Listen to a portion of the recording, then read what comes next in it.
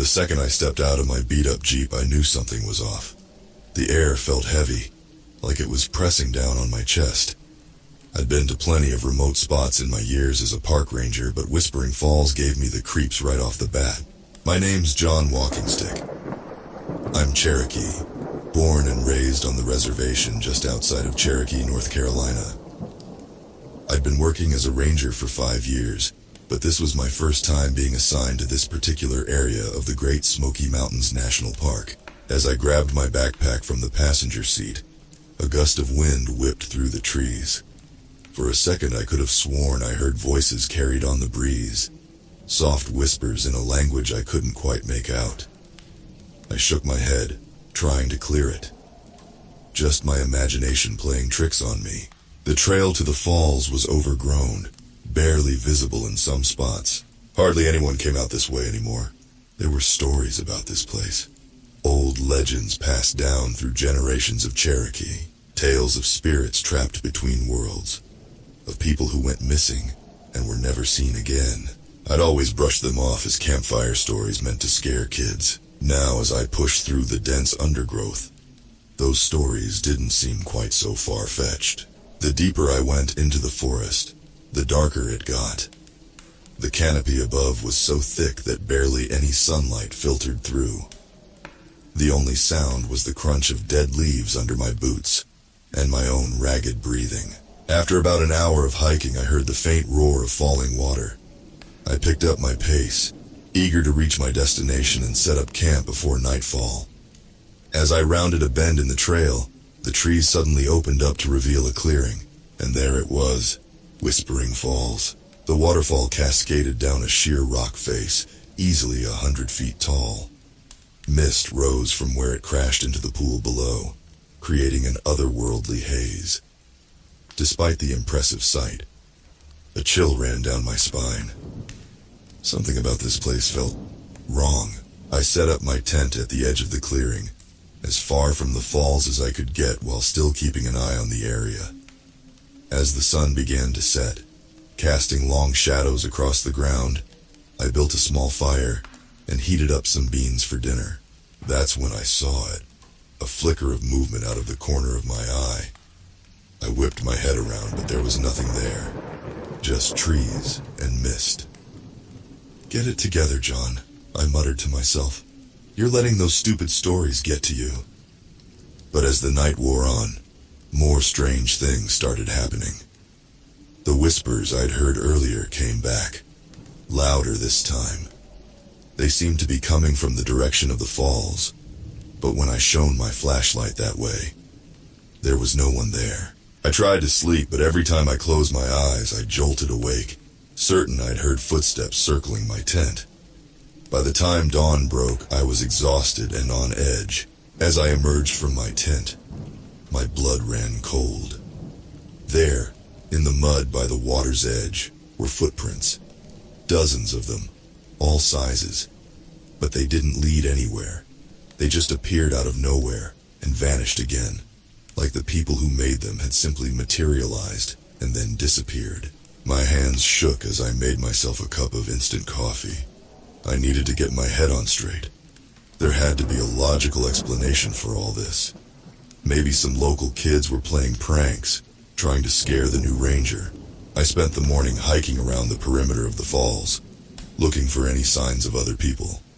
But there was nothing. No campsites, no litter, not even any old fire pits. It was like no one had been here in years. As I made my way back to my campsite, a glint of something metallic caught my eye. Half buried in the mud near the base of the falls was an old coin. I dug it out and wiped it clean on my shirt. It was unlike anything I'd ever seen before. Made of some dull silver metal with strange symbols etched into its surface. The moment my fingers touched the cleaned surface of the coin, a jolt went through me like I'd been struck by lightning. Suddenly, the world around me seemed to shift and blur. For a split second, I wasn't standing alone by the falls anymore. I saw people. Hundreds of them. Men, women, children, elders, all Cherokee dressed in traditional clothing from another time. They were walking, an endless line of them, heads bowed in sorrow. I could feel their pain, their anguish, as if it were my own. And then, as quickly as it had appeared, the vision was gone. I was alone again, on my knees in the mud, gasping for breath. The coin slipped from my trembling fingers, disappearing into the murky water at my feet. What the hell had just happened? I stumbled back to my campsite, my mind reeling. That vision, it had felt so real. Those people, they must have been my ancestors, forced from their land on the Trail of Tears. But why had I seen them here, at this waterfall? As night fell again, the whispers returned. But this time, I could understand them. They were speaking Cherokee, calling out in pain and anger, calling for justice, calling for revenge. I huddled in my tent, trying to block out the voices, but they only grew louder, more insistent. And now, mixed in with the whispers, I could hear something else. The sound of footsteps, drawing closer and closer. Something was coming for me. And as the zipper of my tent began to open on its own, I realized with horror that my time was up. My heart pounded so hard I thought it might burst out of my chest. The tent zipper inched higher, revealing a sliver of the night beyond. I held my breath, frozen in terror. A hand slipped through the opening. But it wasn't a normal hand. It was wrong. The skin was gray and mottled, like it had been underwater for weeks. The fingers were too long, ending in sharp, blackened nails. I couldn't move, couldn't breathe, couldn't even scream. The hand reached for me, its icy fingers brushing against my cheek. And then, John, wake up! I jolted awake with a gasp, covered in cold sweat. Sunlight streamed through the walls of my tent. Outside, someone was calling my name. John, you in there? It's Mike. I unzipped the tent with shaking hands and stumbled out into the bright morning light. Mike, my supervisor, stood there looking concerned. He was a big guy, early 50s, with graying hair and a bushy mustache. Jesus, John, you look like hell. You okay? I nodded, trying to get my bearings. It had just been a nightmare, but it had felt so real. What are you doing out here, Mike? I managed to croak out. He frowned. You didn't check in last night. We got worried when we couldn't reach you on the radio. What happened? I blinked, confused. I guess I forgot. Sorry about that. Mike's frown deepened. That's not like you, John. Are you sure you're all right? No, I wasn't all right. Not even close. But I couldn't tell Mike about the whispers, the footprints, the coin, the vision. He'd think I was losing my mind. Hell, maybe I was. I'm fine, I lied. Just didn't sleep well. Probably just need to get used to being out here. Mike didn't look convinced, but he let it drop. All right. Well, get your gear together. I'm pulling you out for the day. You look like you could use a break. Part of me wanted to argue, to insist on staying. But a bigger part was relieved. I needed to get away from this place to clear my head. As I packed up my campsite, I couldn't shake the feeling that I was being watched. The hairs on the back of my neck stood up, and more than once I caught myself spinning around. Sure, I'd seen something moving in the trees, but there was never anything there. The drive back to headquarters was quiet. I could tell Mike wanted to ask me more questions, but he held back. Maybe he could sense that I wasn't ready to talk. When we got back, he ordered me to take the rest of the day off and get some rest. I didn't argue. I drove straight home, collapsed into bed, and slept for 12 hours straight. But even in my dreams, I couldn't escape Whispering Falls. I saw flashes of that endless line of Cherokee people, heard their mournful songs, and always, there were the whispers. I woke up feeling like I hadn't slept at all. My head was pounding, and my mouth felt like it was full of cotton. As I stumbled to the bathroom to splash some water on my face, I caught sight of myself in the mirror and froze. There, on my cheek, were 4 long scratches, right where that thing had touched me in my nightmare. I stood there for a long time staring at my reflection. This wasn't possible. It had been a dream. Just a dream, hadn't it? I called in sick that day, and the next. I told myself I just needed some time to rest, to get my head straight. But deep down, I knew I was hiding. On the third day, there was a knock at my door. It was Sarah Little Dove, one of the tribe elders. I'd known her my whole life. She'd been friends with my grandmother. "John," she said, her eyes full of concern. "We need to talk." I let her in, feeling a mixture of dread and relief. If anyone would understand what was happening to me, it would be Sarah. We sat at my kitchen table and she fixed me with a piercing stare. "You went to Whispering Falls, didn't you?" I nodded, not trusting myself to speak. Sarah sighed heavily. "I was afraid of this. John, those falls, they're not just a place, they're a gateway." "A gateway to what?" I asked, my voice barely above a whisper. "To the past, to the pain our people have endured, to spirits that can't find rest." She reached out and took my hand. "John, what did you see there?" And so I told her everything.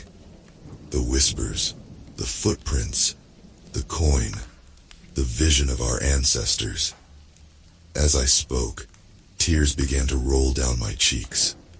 I hadn't realized how much I'd been holding in. When I finished, Sarah was quiet for a long moment. Finally, she spoke. "The spirits at the falls, they're angry. They've been waiting for someone who could hear them, who could help them find peace." "But why me?" I asked. "Because you're connected to them, John. Through your blood, through your heritage. They chose you." I shook my head, overwhelmed. "What am I supposed to do?" Sarah squeezed my hand. "You have to go back, John. You have to help them." Fear gripped my heart. The thought of returning to that place terrified me. But I knew Sarah was right. Whatever was happening at Whispering Falls, I was a part of it now. I couldn't run away. "I'll go with you," Sarah said. "You shouldn't face this alone." I nodded gratefully, feeling a glimmer of hope for the first time in days. Whatever I was up against, at least I wouldn't have to face it by myself. As Sarah left, I began to pack my gear. Tomorrow, we would return to Whispering Falls. Tomorrow, I would face whatever was waiting for me there. But as I zipped up my backpack, a chill ran down my spine. In the corner of my eye, I caught a flicker of movement. I spun around, my heart racing. There, in the shadows of my living room, stood a figure. Tall and gaunt, with skin like rotting bark, and eyes that glowed with an unearthly light. It raised a gnarled hand, pointing at me with those two long fingers, and then it spoke in a voice like rustling leaves. "We've been waiting for you, John Walkingstick. It's time to come home." I blinked, and it was gone. The figure vanished like smoke, leaving me alone in my living room. But the chill in the air remained, along with the faint scent of damp earth and rotting leaves. I didn't sleep that night. How could I? Every time I closed my eyes, I saw that thing. Its glowing eyes, its twisted fingers.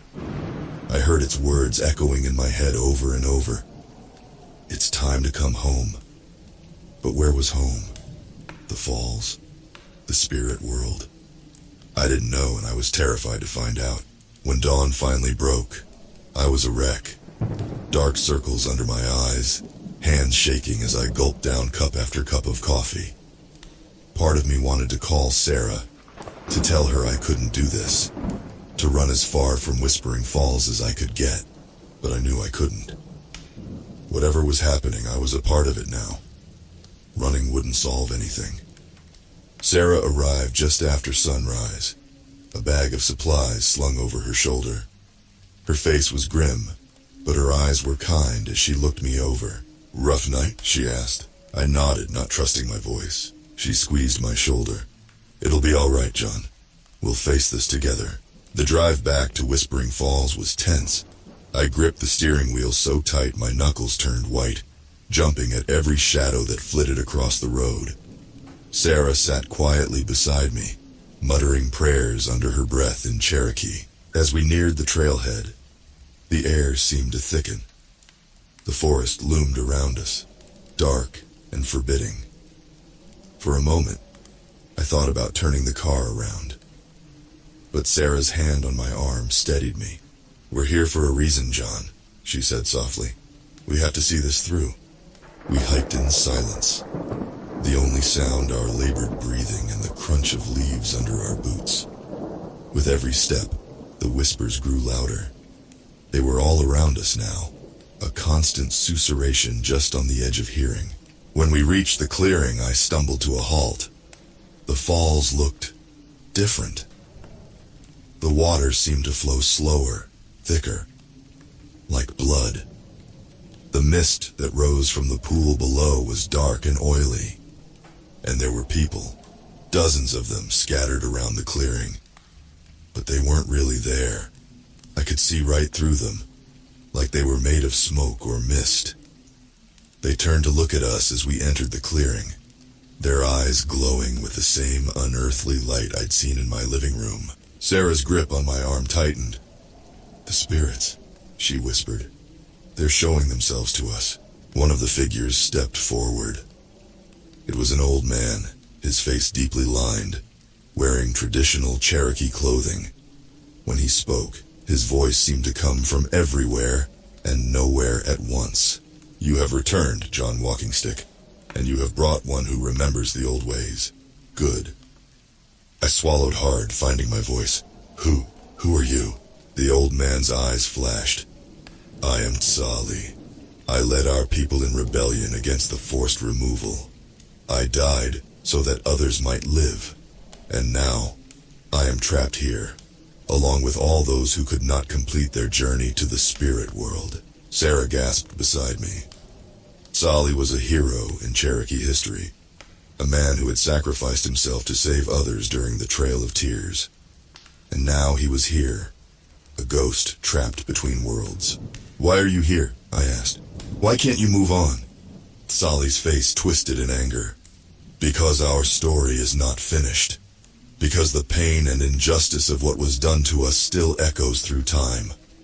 We are bound here by our anger, our sorrow, our unfinished business." As he spoke, the other spirits began to press closer. I could feel their pain, their rage. It was overwhelming, threatening to drown me. "What do you want from me?" I choked out. Tsali reached out, his hand passing right through my chest. I felt a jolt, like ice water in my veins. "You are of our blood, John Walkingstick. You can hear us, see us. You can help us finish our journey." "How?" I asked, desperation creeping into my voice. "By remembering," another voice said. A woman stepped forward, her eyes sad. "By telling our stories. By making sure we are not forgotten." More voices joined in, a cacophony of pleas and demands. "Justice," one called. "Vengeance," hissed another. "Peace," begged a third. I fell to my knees, overwhelmed by the onslaught. The voices were inside my head now, a roaring tide of emotion and memory. I saw flashes of lives long past, families torn apart, long marches through bitter cold, sickness and death and despair. "Stop!" Sarah's voice cut through the chaos. She knelt beside me, her arms around my shoulders. "You're hurting him. This isn't the way." The spirits fell silent, watching us. Tsali stepped back, a look of shame crossing his face. We did not mean to cause harm. We have been alone for so long, waiting for someone to hear us." Sarah helped me to my feet. I was shaking, tears streaming down my face. But as I looked around at the spirits, I felt something else growing inside me. Understanding, determination. "I'll help you," I said, my voice stronger than I felt. "I don't know how yet, but I'll find a way. Your stories deserve to be told. Your pain deserves to be acknowledged." A ripple went through the gathered spirits. Some nodded, others wept. Tsali stepped forward again, his hand outstretched. This time, when he touched me, I felt warmth instead of cold. "Thank you, John Walkingstick," he said softly. "But be warned, the path ahead will not be easy. There are darker things here than just our sorrow. Things that do not want our stories told. Things that feed on pain and fear." As if summoned by his words, a shadow fell over the clearing. The spirits flickered and faded, their faces twisted in terror. The whispers rose to a fevered pitch, and the water of the falls turned black as pitch. Something was coming. Something ancient and hungry and full of hate. And as the darkness closed in around us, I realized that our ordeal was only just beginning. The darkness swept over us like a tidal wave. One moment we were standing in the clearing by the falls. The next we were somewhere else. It was cold. So cold it burned. I couldn't see anything. Couldn't hear anything except the pounding of my own heart. Sarah's hand, which had been gripping my arm, was gone. I was alone in the void. "Sarah!" I screamed, but no sound came out. My voice was swallowed by the darkness. Then slowly, shapes began to form in the blackness. Trees, but not like any I'd ever seen before. Their trunks were twisted and gnarled, their branches reaching out like clawed hands. The ground beneath my feet felt soft and squishy, like walking on rotting flesh. A faint light appeared in the distance. Without thinking, I started towards it. As I got closer, I realized it was coming from a small cabin. It looked old, the wood weathered and gray. Smoke curled from the chimney. I knew I shouldn't go in. Every instinct screamed at me to run, but my feet kept moving, carrying me closer and closer to that cabin door. As I reached for the handle, it swung open on its own. The interior was dimly lit by a single candle. And there, sitting at a rough-hewn table, was a man. No, not a man. It looked like a man, but there was something wrong about it. Its skin was pale, almost translucent. I could see dark veins pulsing beneath the surface. Its eyes were black pits, seeming to draw in what little light there was. It smiled at me, revealing rows of needle-sharp teeth. "Welcome, John Walkingstick," it said, its voice like gravel scraping against bone. "We've been waiting for you." I tried to back away, but my body wouldn't respond. I was frozen in place, staring at this thing. "What are you?" I managed to choke out. The creature's smile widened. "I am what remains when hope dies. I am the hunger that can never be satisfied. I am the darkness that lives in the hearts of men." It stood up, moving with a fluid grace that was somehow more terrifying than if it had been clumsy or awkward. "Your ancestors named me Uktena," it continued. "But I am older than names, older than your people, older than this land itself. Uktena, the horned serpent of Cherokee legend, a being of immense power and malevolence. But this was no serpent. This was something far worse." "What do you want from me?" I asked, my voice barely a whisper. The creature circled around me, its black eyes never leaving my face. "The same thing I've always wanted, John. To feed. To grow stronger. And you're going to help me do that." Its hand shot out, grabbing my wrist. Its touch was like ice, sending waves of pain shooting up my arm. Images flashed through my mind. Centuries of suffering, of fear, of hatred. I saw my ancestors driven from their homes, dying on the long march west. I saw generations of pain and loss, stretching out like an endless river of sorrow. And I saw this thing, this Uktena, feeding on it all, growing stronger with every tear shed, every life lost, every story forgotten. "You see now, don't you?" the creature hissed in my ear. "The spirits at the falls, they're mine. Their pain, their anger, it sustains me. And now you're going to make sure I never go hungry again." "No," I gasped, trying to pull away. "I won't help you, I won't." The creature laughed, a sound like breaking glass. You don't have a choice, John Walking Stick. You're mine now. Just like all the others, its grip tightened, and I felt something inside me begin to crack. My will, my sense of self, it was all being drained away, replaced by a cold, creeping darkness. Just when I thought all was lost, a voice cut through the gloom. John, fight it! Sarah. Somehow she had found me. Her voice was like a lifeline pulling me back from the brink. The creature snarled, its face contorting into something inhuman. No! He's mine! But Sarah's voice grew stronger. I could hear her chanting now, words of power in the old language, words of protection, of banishing. The creature's grip loosened. I wrenched my arm free, stumbling backwards. The cabin began to fade around us, the twisted trees melting back into shadow. And then, with a sound like a thunderclap, we were back in the clearing by the falls. I fell to my knees, gasping for breath. Sarah was beside me, her face pale but determined. Around us, the spirits of our ancestors flickered into view, their faces a mix of fear and hope. What was that thing? I panted. Sarah helped me to my feet, her eyes scanning the trees warily. Something old, something evil. It's been here for centuries, feeding on the pain and suffering of our people.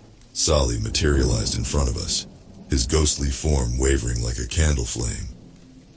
The Uktina is strong, he said gravely. Stronger than it's been in generations.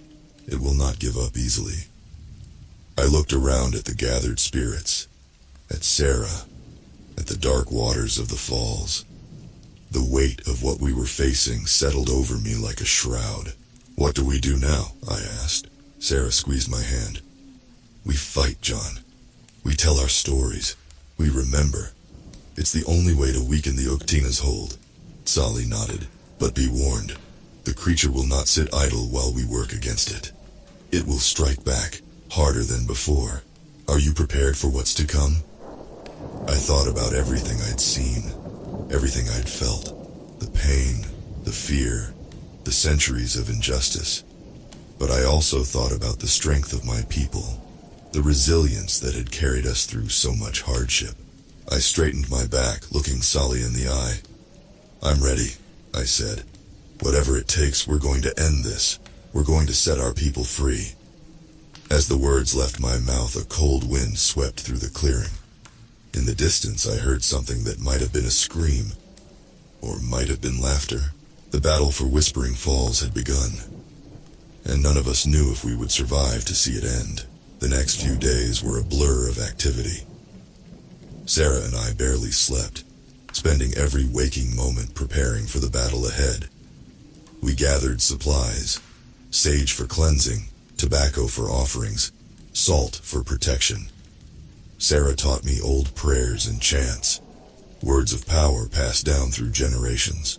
But it wasn't enough. We both knew it. Whatever this Uktana thing was, it was ancient and powerful. Two people alone, no matter how determined, couldn't hope to defeat it. We need help, I said one evening as we sat by our campfire. The spirits of our ancestors flickered at the edge of the firelight, watching us with solemn eyes. Sarah nodded, her face grave. I've been thinking the same thing. But who can we trust with this? Who would even believe us? I thought for a moment, then pulled out my phone. I have an idea. An hour later, I hung up, a mix of relief and anxiety churning in my gut. They're coming, I told Sarah. Mike and a few other rangers. I didn't tell them everything, just that we'd found evidence of some kind of environmental contamination at the falls. It was the only way I could think of to get them out here quickly. Sarah frowned. And when they get here? What then? I shook my head. I don't know, but we need all the help we can get. As if in response to my words, a cold wind swept through our camp. The fire guttered, nearly going out. In the sudden darkness, I heard it. That awful, gravelly voice. Help won't save you, John Walking Stick, it hissed. Nothing can save you now. I spun around, heart pounding. There, at the edge of the clearing, stood the Uktana. But it wasn't alone. Flanking it were two massive beasts, like nothing I'd ever seen before. They were vaguely wolf-like, but their bodies were twisted and wrong, with too many legs and glowing red eyes. "You like my pets?" the Uktena asked, its lipless mouth stretching into a grotesque smile. "I call them my ravagers. They're quite hungry, you know. Perhaps your friends will make a nice meal for them when they arrive." Sarah was on her feet in an instant, chanting words of protection. A shimmering barrier sprang up around us, but I could see the strain on her face. She couldn't hold it for long. The Uktena laughed, a sound like breaking bones. "Your magic is weak, old woman. You cannot hope to stand against me." It raised a hand, and dark tendrils of energy began to seep from the ground. They wrapped around the barrier, squeezing, constricting. I could hear it cracking, like ice in the spring thaw. "Sarah," I said urgently, "we have to run. We can't fight this thing here." She nodded, sweat beading on her forehead. "The falls," she gasped. "We need to get to the falls." I didn't understand, but I trusted her. As the barrier shattered, we took off running.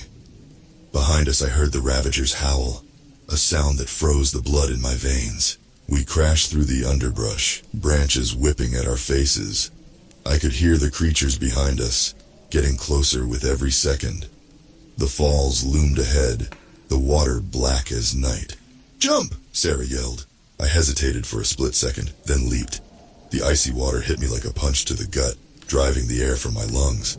I flailed, disoriented, not knowing which way was up. Then something grabbed me, pulling me down. I looked down and nearly screamed.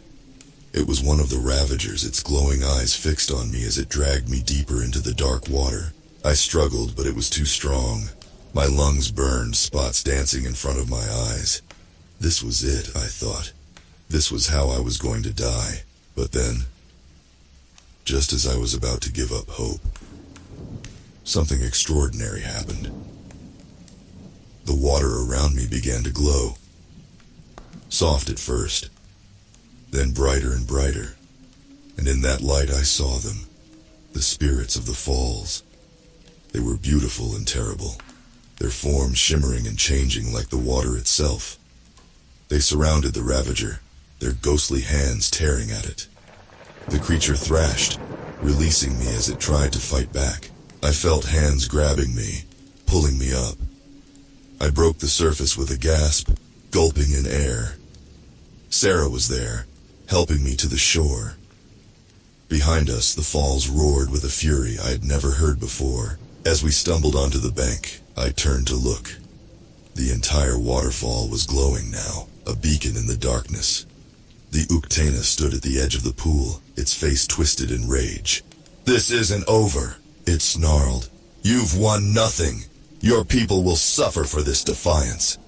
Then it was gone, melting into the shadows. The Ravagers were nowhere to be seen. For a moment, all was quiet. Then, slowly, the spirits began to emerge from the falls. Hundreds of them, maybe thousands. Men, women, children. All those who had been trapped here for so long. Sali stepped forward, his ghostly form more solid than I'd ever seen it. "You have awakened the guardians of the falls," he said. "For too long we forgot their power. For too long we let our pain blind us to the strength we still possessed." I looked at Sarah, confused. She smiled, though her eyes were sad. "The falls have always been sacred," she explained. "A place of healing and renewal. The Uktena poisoned them, turned them into a place of sorrow. But the old power was still there, waiting to be called upon." As she spoke, I felt a warmth spreading through me. The aches and pains from our flight and fight faded away. I could see the same thing happening to Sarah, years seeming to melt off her face. "What happens now?" I asked. Sali's eyes met mine. "Now, John Walkingstick, the real battle begins. The Uktena is wounded but not defeated. It will return, stronger and more vicious than ever. We must be ready." I nodded, a determination I'd never felt before filling me. "We will be," I said. "Whatever it takes, we'll finish this." As the first light of dawn began to break over the trees, I heard the distant sound of vehicles approaching. Mike and the other rangers had arrived. The next phase of our fight was about to begin, and this time we wouldn't be facing it alone. The next few weeks were a whirlwind. Mike and the other rangers set up a base camp near the falls, ostensibly to investigate the environmental contamination I'd reported. Little did they know they were standing guard against something far more dangerous than toxic waste. Sarah and I worked tirelessly, preparing for the Uktana's return. We knew it was coming. We could feel it in the air, in the whispers of the spirits, in the dark clouds that gathered on the horizon. I spent hours each day at the falls, listening to the stories of our ancestors, their pain, their courage, their resilience. With each tale, I felt stronger, more connected to my heritage. The spirits were no longer just ghostly figures. They were family. But as our strength grew, so did the darkness around us. Strange things began to happen in the forest. Trees withered and died overnight. Animals fled in droves. And at night, we could hear the howls of the ravagers, drawing ever closer. Then, one stormy evening, it happened. The attack we'd been dreading finally came. It started with the wind. One moment, it was a gentle breeze.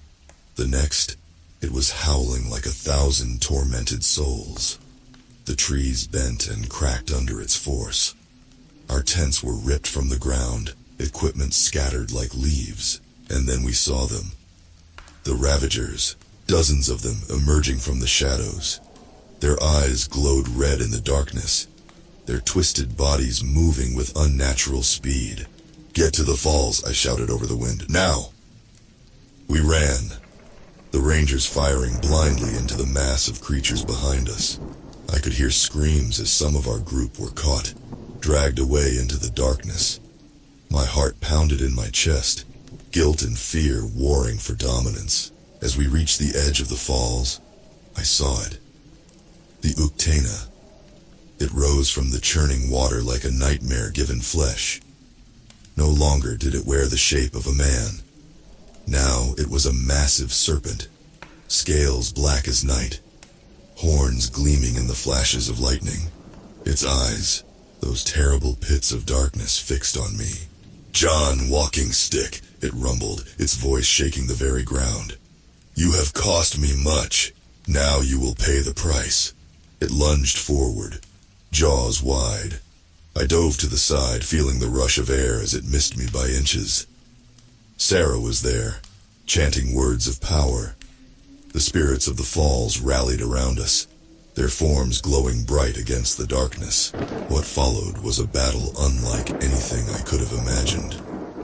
The Uktana thrashed and roared, its massive body demolishing trees and rocks. The ravagers swarmed around us, held at bay only by the combined efforts of the spirits and the few rangers still standing. I found myself face to face with the Uktana, armed with nothing but an old knife Sarah had given me. It was engraved with symbols of protection, the blade gleaming with an inner light. "You cannot win," the Uktana hissed. "I am eternal. I am the darkness in the heart of man. I will always return." "Maybe," I panted, dodging another strike. "But so will we. As long as there are stories to tell, as long as there is injustice to fight, we'll be here, and we'll never stop fighting." I lunged forward, driving the knife into the creature's scales.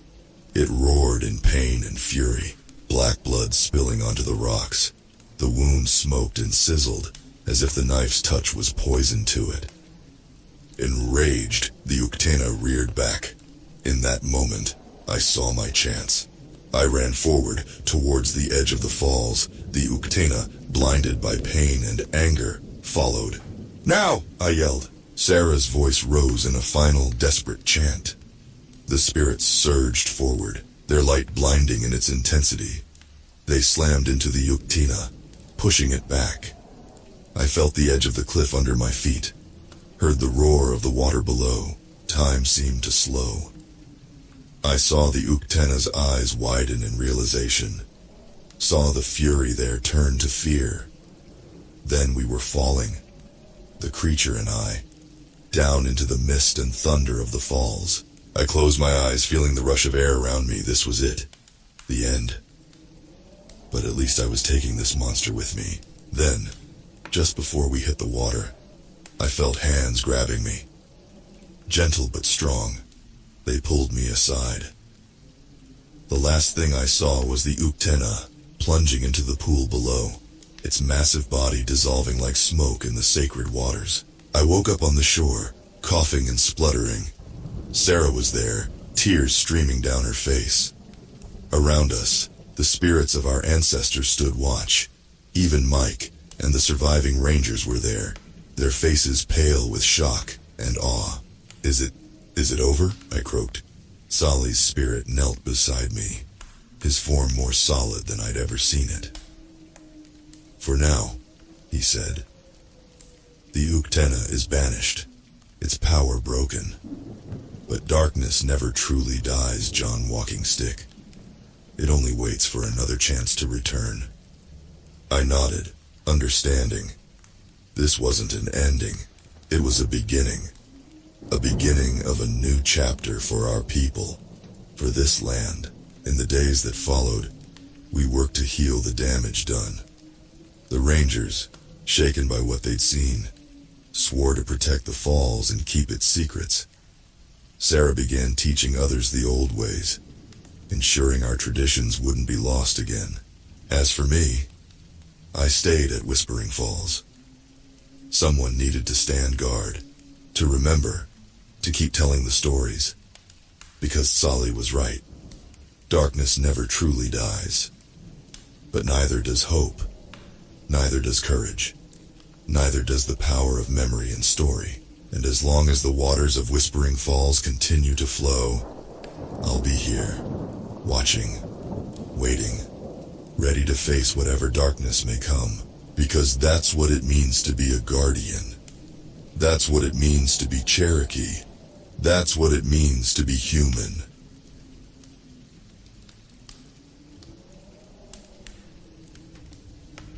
I've heard every story you can imagine growing up in Cherokee country, but none of them ever scared me. Not really. My name's Eli Grey Wolf, and I'm a park ranger at Great Smoky Mountains National Park.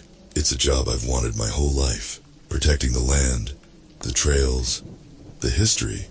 It felt like I was guarding something much older, much deeper than anyone really knew. But this place, Kittiwah Mountain, is different. My people, the Cherokee, believe it's sacred ground, a place where spirits linger, some friendly, others not. I used to think those were just stories, things the elders said to keep kids from wandering too far. That was until I took the job. They had an opening to watch over Kittiwah Mountain, which is tucked deep in the forest where tourists don't normally go. It's been closed off for years due to environmental concerns, or at least that's the official line. But the locals know better. The stories about this place run deeper than anyone's willing to admit. Elders would speak about a dark spirit, a creature that lived in the mountain long before the Cherokee. Something old, something angry. It wasn't supposed to be disturbed. I shrugged off the warnings, told myself they were just tales passed down to scare people like me. I even scoffed at the idea of a curse. But that was before the first night, before the shadows started moving. It was just after sunset, a purple haze settling over the trees, when I heard it, a low hum coming from deep in the woods. It wasn't animal-like, and it wasn't wind. It was deeper, ancient, the kind of sound that makes your skin prickle and your breath catch in your throat. I stopped what I was doing, my flashlight scanning the tree line. The hum grew louder. It felt like it was coming from the ground itself, vibrating through my boots. I grabbed the radio. "Base, this is Ranger Grey Wolf. You got anything on the radar?" Any seismic activity nearby?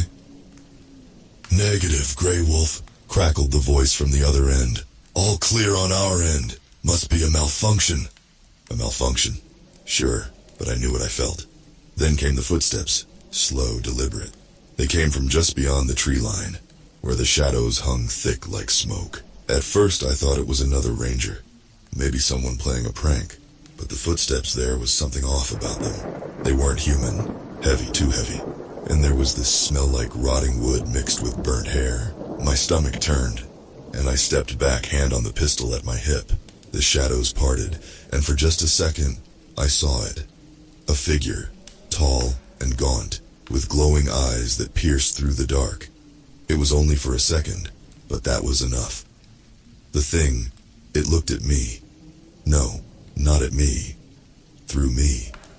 Like it was trying to figure out how to get inside, how to rip me open from the inside out.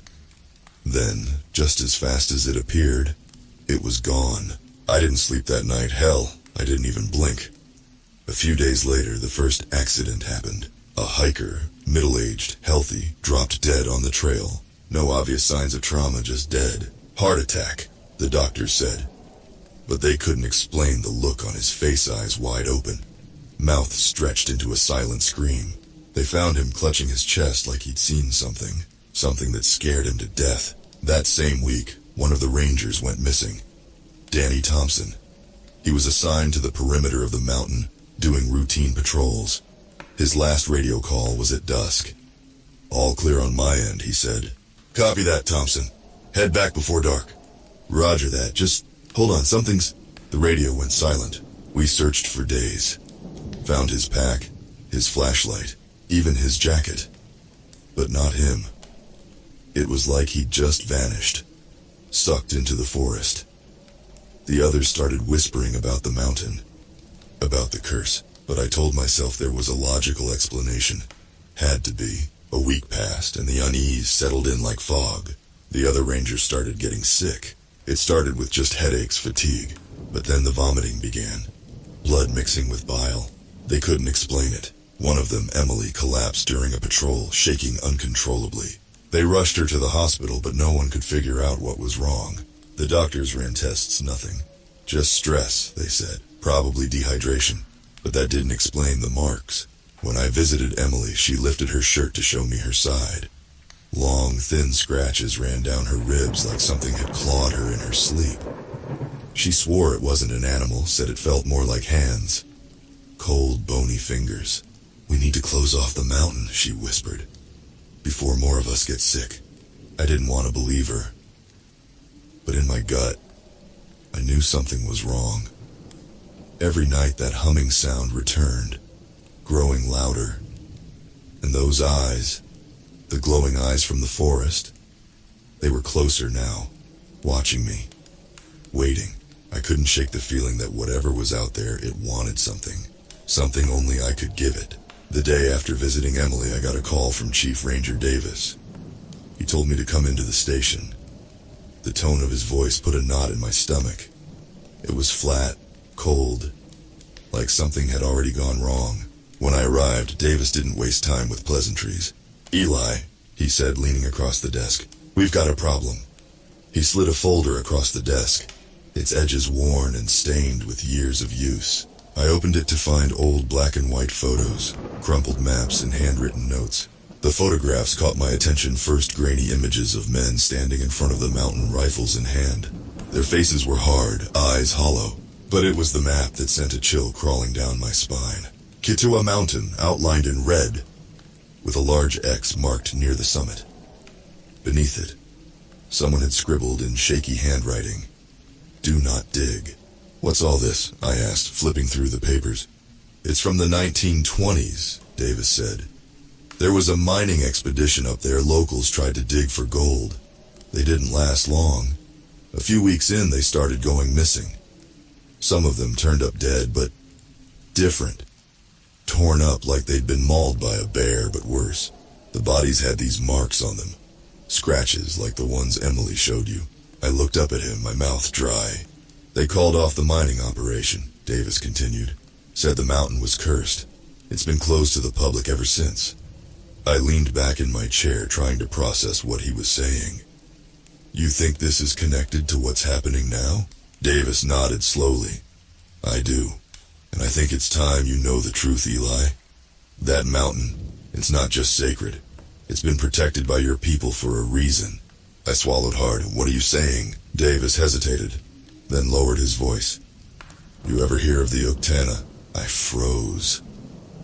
Every Cherokee child grows up hearing about the Uktana, a monstrous horned serpent with supernatural powers. It was said to guard sacred places and would bring death to anyone who dared to disturb them. But those were just stories. Right? You're not saying. I am. Davis cut me off. I did some digging. That thing, the one people see up on the mountain, the glowing eyes, the scratches, it matches the descriptions of the Uktana. People say it was trapped under the mountain centuries ago, but now, I think it's waking up. I couldn't believe what I was hearing. My whole life I'd laughed off the idea of curses, of spirits and monsters. But now I wasn't so sure.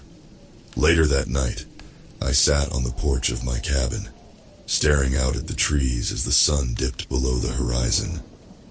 The humming sound had returned, louder now, rattling the windows. My thoughts drifted back to my grandfather's stories, tales of the old spirits that lived in the mountains. He always warned me about wandering too far, told me to respect the land because it remembers. At the time, I thought it was just a way to keep me close to home. Now I wasn't so sure. I grabbed my phone and called my grandmother, the only one left from my grandfather's generation.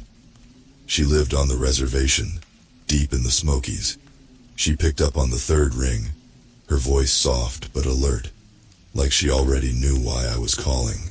Grandma, I said, trying to keep my voice steady. I need to ask you about Kittua Mountain. There was a long silence. Finally, she spoke. That place is cursed, Eli. You know that. I know the stories, I said. But this is different. People are getting sick. Rangers are disappearing. There's something out there. Something in the woods. Davis thinks it might be the Uktana. I heard her sharp intake of breath.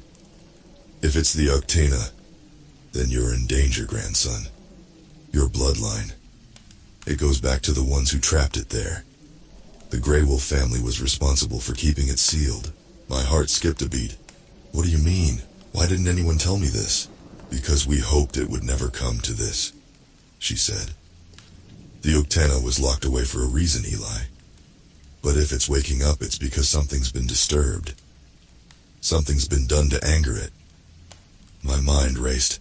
The mining expedition, they must have... Yes, she interrupted. They must have unearthed something that shouldn't have been touched. And now, the mountain calls for retribution. It's looking for blood, your blood. That night, I had the worst dream of my life. I was standing at the base of Kittua Mountain, watching the trees sway in the wind. But there was no wind. The forest was silent, unnaturally still. And then I saw it, eyes glowing in the darkness, slowly getting closer. I tried to move, but my feet were stuck, rooted to the ground. I watched as the creature emerged from the trees, a massive slithering serpent covered in black scaly skin. Its body was thick, coiled, with horns that jutted out from its head like twisted branches. Its eyes, burning bright yellow flames, locked onto me. The Uktana opened its mouth, revealing rows of sharp, blood-soaked teeth. I felt a pressure in my chest, like my heart was being squeezed. The serpent hissed, a sound that rattled my bones. Then it spoke. Your blood will set me free. I woke up gasping, drenched in sweat, my heart pounding in my chest. But even after I woke, I could still hear the creature's voice echoing in my head. Your blood will set me free. I couldn't shake the dream. The Uktana's voice lingered in my mind like a whisper you can't quite catch, but still feel gnawing at you.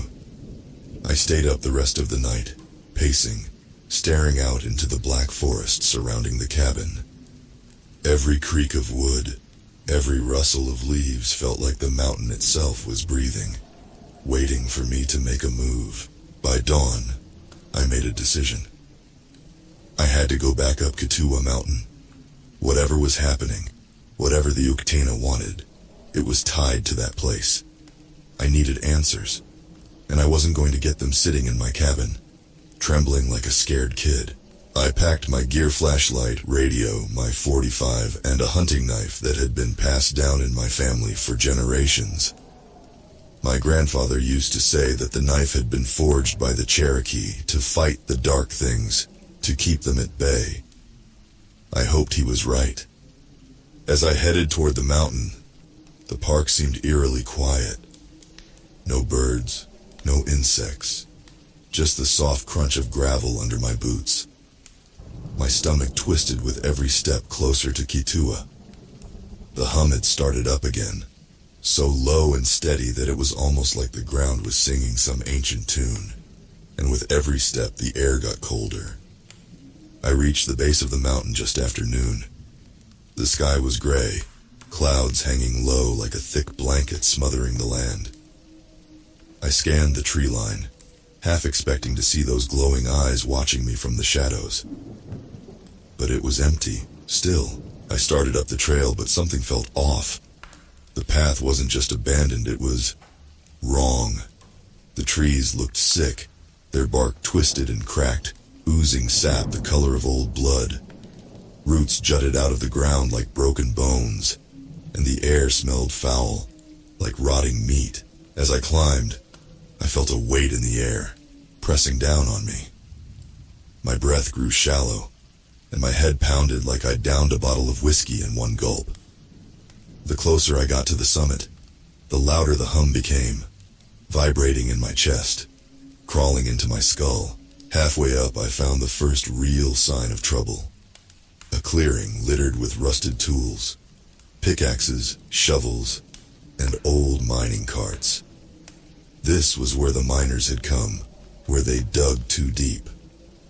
The ground was scarred, patches of earth blackened and dead. I could see why they stopped. It felt like the land was fighting back. I kneeled down, running my fingers over the cracked soil. Cold. So cold, it felt like it had sucked the warmth from my skin. And then I noticed it. Tiny, thin scratches running across the dirt. The same ones I'd seen on Emily. Something had been here, clawing at the ground, trying to break free. My stomach lurched. I couldn't shake the feeling that I was standing on a grave, one that had been disturbed too many times. I radioed Davis. Davis, I'm up at the old mining site. There's something here. I don't know what, but I think they opened something they shouldn't have. Static filled the line for a moment, then Davis's voice cut through. Get out of there, Eli. Whatever's up there, it's not safe. We've already lost too many. I can't, I said, gripping the radio tighter. This thing, it's connected to my family. It's calling for me. Davis's silence told me everything. He knew I was right. Just be careful, he finally said. If it's the Uktena, it won't let you leave easily. I stuffed the radio back in my pack, my pulse racing. I had to keep going. As I reached the summit, the temperature dropped even more, my breath coming out in thick clouds. The trees here were worse stripped of their leaves, their branches twisted into unnatural shapes. And the humming it was deafening now, a constant drone that made my bones vibrate. At the top of the mountain I found it, the entrance to a cave. It wasn't on any of the maps, wasn't marked anywhere. But there it was, gaping and dark, the mouth of the earth itself. The rocks around the entrance were covered in strange markings, ancient Cherokee symbols, carved into the stone by hands long dead. Symbols of protection, warnings, but they were old, faded, barely visible anymore. I stepped closer, feeling the pull of the cave, like something was beckoning me inside.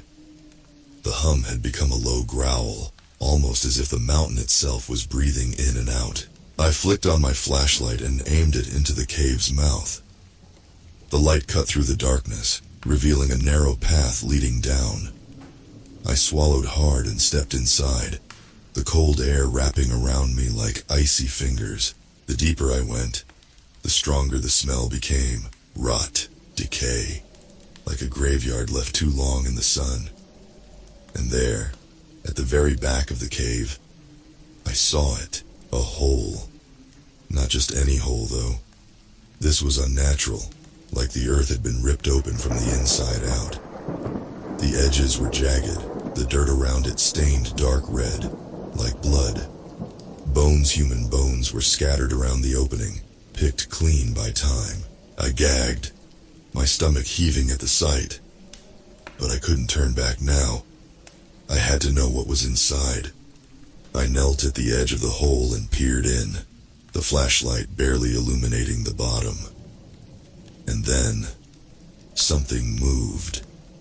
Something shifted in the shadows. A low hiss escaping from the depths.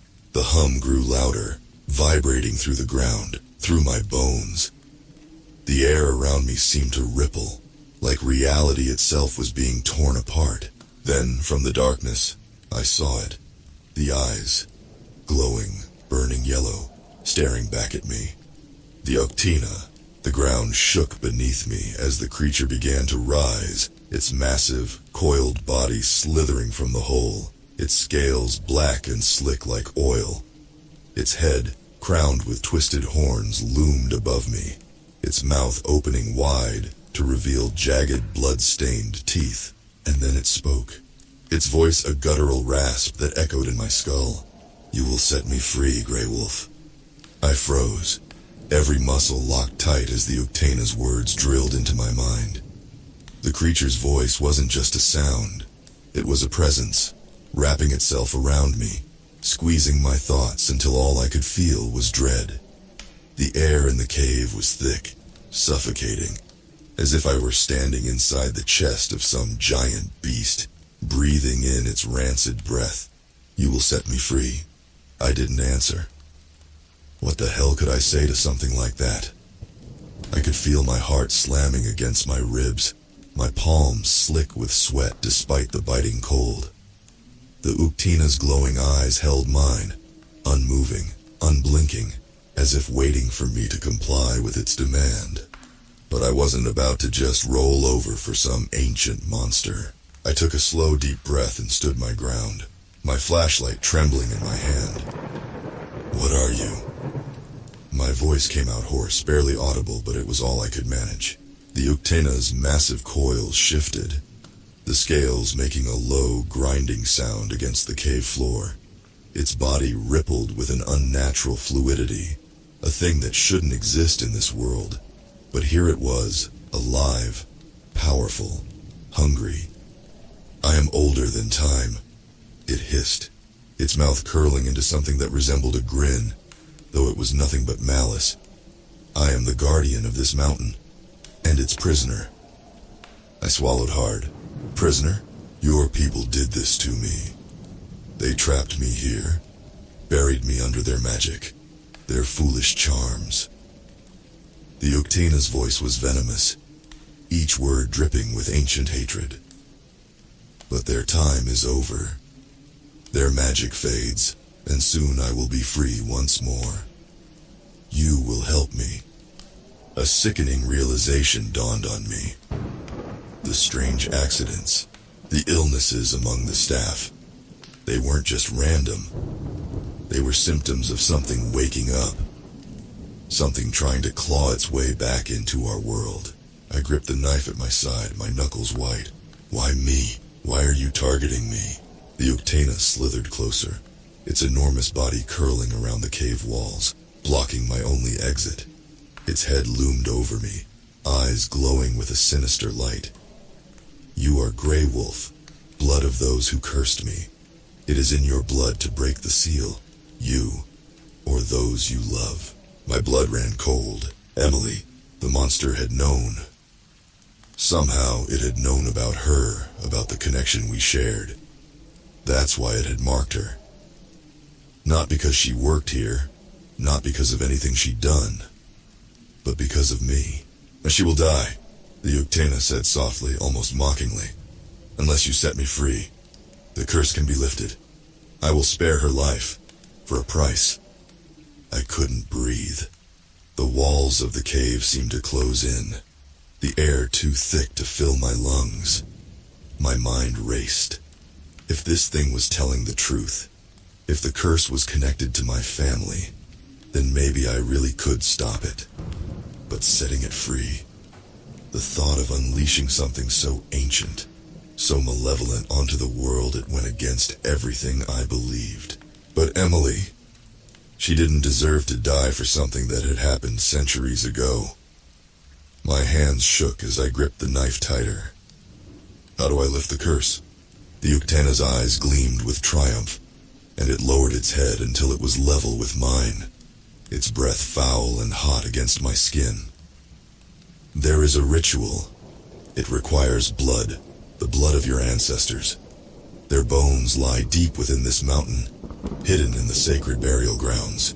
You will retrieve them, and I will show you the way. A wave of nausea hit me, and I staggered back, trying to process what it was asking. Digging up my ancestors' graves, defiling sacred ground to bargain with a monster. My stomach churned at the thought, but then I thought of Emily, of the claw marks on her back, the fever in her eyes. If I did nothing, she was as good as dead. Do this, the Uktena said, its voice softer now, almost coaxing. And she lives. Refuse, and I will take her, and all those who stand in my way. It slithered back into the shadows, disappearing into the blackness of the cave. But its presence lingered, wrapping itself around me like a vice. I knew I couldn't escape it, not unless I did what it asked. My hands were shaking as I fumbled for my radio, desperate to hear another voice, anything to ground me. Davis, I whispered, my voice barely holding together. I need your help. There was a long stretch of silence, then a crackle. Davis's voice came through, low and grim. What did you find up there, Eli? I couldn't tell him everything, not yet. Something bad. I need to find a way to the sacred burial ground. You know where it is? Another pause. I could hear him breathing, slow and measured, like he already knew what I was going to ask. Yeah, I know.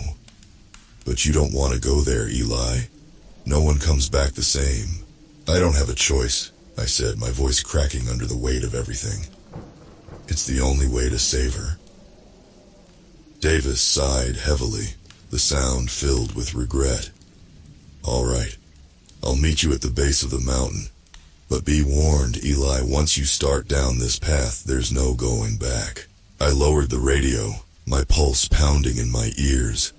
No going back. I knew that better than anyone now. This wasn't just about Emily or the park anymore. It was about my bloodline, my family's history. The weight of it pressed down on me like 1,000 stones. I stood at the edge of the cave, staring down at the forest below. The sun was setting, casting long shadows over the trees, turning the sky a deep bloody red. It felt like the world was preparing for something. Something dark. Something unstoppable. And I was the one who had to face it. The night air was heavy, thick with the smell of pine and damp earth as I trudged through the dense forest. My boots crunched on the fallen leaves and twigs beneath me, the sound echoing in the eerie silence of the mountain. Davis walked a few paces ahead, his flashlight casting long shadows that danced between the trees. We hadn't spoken much since he picked me up at the cave's base. He didn't need to ask why I needed to get to the sacred burial ground. Something in my voice had told him enough. He probably had his own demons when it came to this mountain. I doubted he'd ever admit it, though. The trees grew denser the higher we climbed, their branches stretching out like skeletal arms, blocking out the sliver of moonlight that had been our only guide. The path we were on, if you could even call it a path, was narrow, winding around rocks and boulders, as if it was trying to make us turn back. I could feel the mountain itself resisting our presence, like it knew what we were about to do. I shivered, pulling my jacket tighter around me. Every fiber of my being told me to stop, to turn around and leave this cursed place. But the thought of Emily, of her fragile, fevered body, kept me moving forward. Davis stopped suddenly, holding up his hand. "We're here," he muttered, his voice barely above a whisper. I looked around, confused. There was no sign of a burial ground, just more trees and rock formations. But then I saw it. A small, overgrown clearing nestled between two large boulders. The ground was uneven, littered with moss-covered stones, some of them bearing markings that were so worn they were barely visible. Ancient graves. Davis took a step forward, his boots sinking into the soft earth. "This is where they're buried," he said quietly, shining his flashlight over the stones. "Your ancestors, the ones who trapped the Uktana." My stomach turned. It felt wrong, being here, like I was trespassing on something sacred. But I didn't have a choice. I was already in too deep. I pulled the old weathered map from my jacket pocket, the one Davis had given me earlier. It had been passed down through generations of park rangers, a secret known only to those trusted with protecting the mountain. The map was crude, the ink faded, but it showed the general layout of the burial ground. Somewhere beneath our feet lay the bones of my ancestors, the key to freeing or damning us all. I kneeled down beside one of the stones, brushing away the moss and dirt that had accumulated over the years. The markings were faint, but I could still make out the symbols I had seen before in the cave, where the Uktana had spoken to me. This was it. This was the place. I swallowed hard and took a deep breath, my hands trembling as I pulled out a small folding shovel from my pack. "Are you sure about this, Eli?" Davis asked, his voice thick with hesitation. "Once you start digging, there's no going back." "I don't have a choice," I muttered, more to myself than to him. "Emily, she's dying." Davis didn't say anything else. He just stood there, watching as I plunged the shovel into the ground, the sound of metal striking dirt ringing out in the still night air. It didn't take long before I hit something solid. My heart pounded in my chest as I dropped the shovel and used my hands to clear away the remaining dirt. Slowly, carefully, I uncovered the skeletal remains of one of my ancestors.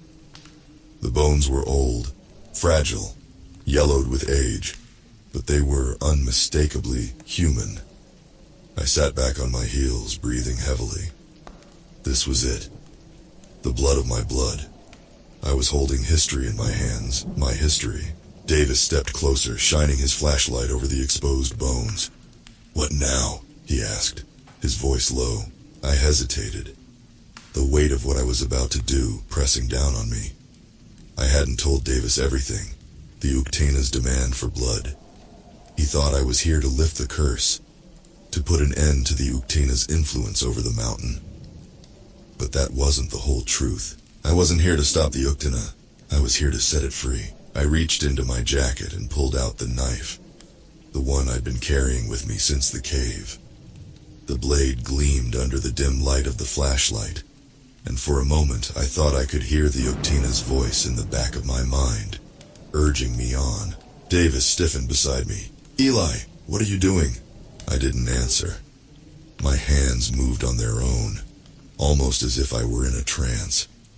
I knelt beside the exposed bones and, with a shaking hand, made a small incision on the palm of my hand. Blood welled up, dark and thick, and I let it drip onto the bones. The reaction was immediate. The ground beneath us trembled, a low rumbling that seemed to come from the very heart of the mountain. The air grew colder, sharper, like the breath of some unseen force was bearing down on us. The ancient symbols on the stones began to glow, faint at first, but growing brighter with each passing second. Davis grabbed my arm, yanking me to my feet. "What the hell did you just do?" "I had to," I whispered, my voice barely audible over the growing noise. It's the only way to save her. But deep down, I knew it wasn't that simple. I had made a deal with something far older, far more dangerous than I could comprehend. And now, it was coming. The rumbling grew louder, shaking the ground beneath our feet. I stumbled back, my heart racing as the symbols on the stones flared with blinding light. The wind whipped through the trees, howling like a banshee, and for the first time, I felt the full weight of what I had unleashed. The Uktena was waking up. Davis stared at me, his face pale, eyes wide with horror. "Eli, what have you done?"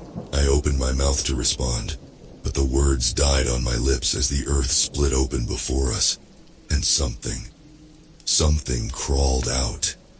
The earth opened with a sickening crack, splitting wide enough to swallow us whole. Davis and I stumbled back, barely keeping our footing as the ground shook violently beneath our boots. I could see it now, the thing I'd brought to life. It slithered from the darkness, its massive form coiling out of the chasm like a serpent rising from the bowels of hell. It was the Uktena, but it wasn't just a snake. No, this thing was ancient, primordial. Its scales shimmered in the darkness, black as midnight but iridescent, catching the light in ways that made my stomach turn. Its eyes red, glowing, like burning coals locked onto mine, and in that instant I knew I had made a grave mistake. The Uktena was no protector of the mountain. It wasn't some guardian spirit watching over sacred lands. This was a beast of destruction. It had been imprisoned here for a reason. Davis screamed something behind me, but I couldn't hear him over the roar of the wind and the deafening crackle of the earth splitting apart. My legs felt like jelly, frozen in place as the Uktena uncoiled. Its head towering above us, the sheer size of it enough to crush me like an insect. Its breath smelled of decay, like the stench of death itself. The Uktena's voice was a low, guttural whisper, but it echoed inside my head like a thunderclap. "You have awakened me, child of the mountain." I swallowed hard, trying to find my voice. I didn't mean. Your blood brought me back. Your blood will now be the key to my return. The beast's words weren't a suggestion. They were a demand. My heart pounded in my chest. I hadn't understood. The Uktena didn't just want to roam free. It wanted to merge with me, use my bloodline as a gateway back into the world of the living. And once it did, there'd be no stopping it. Davis yanked on my jacket, pulling me back from the edge of the crack in the earth. "We gotta go!" His voice was frantic, full of panic, but it was the only thing that snapped me out of my stupor. We ran. Branches whipped at our faces as we tore through the forest, the sound of the Uktena crashing through the trees behind us.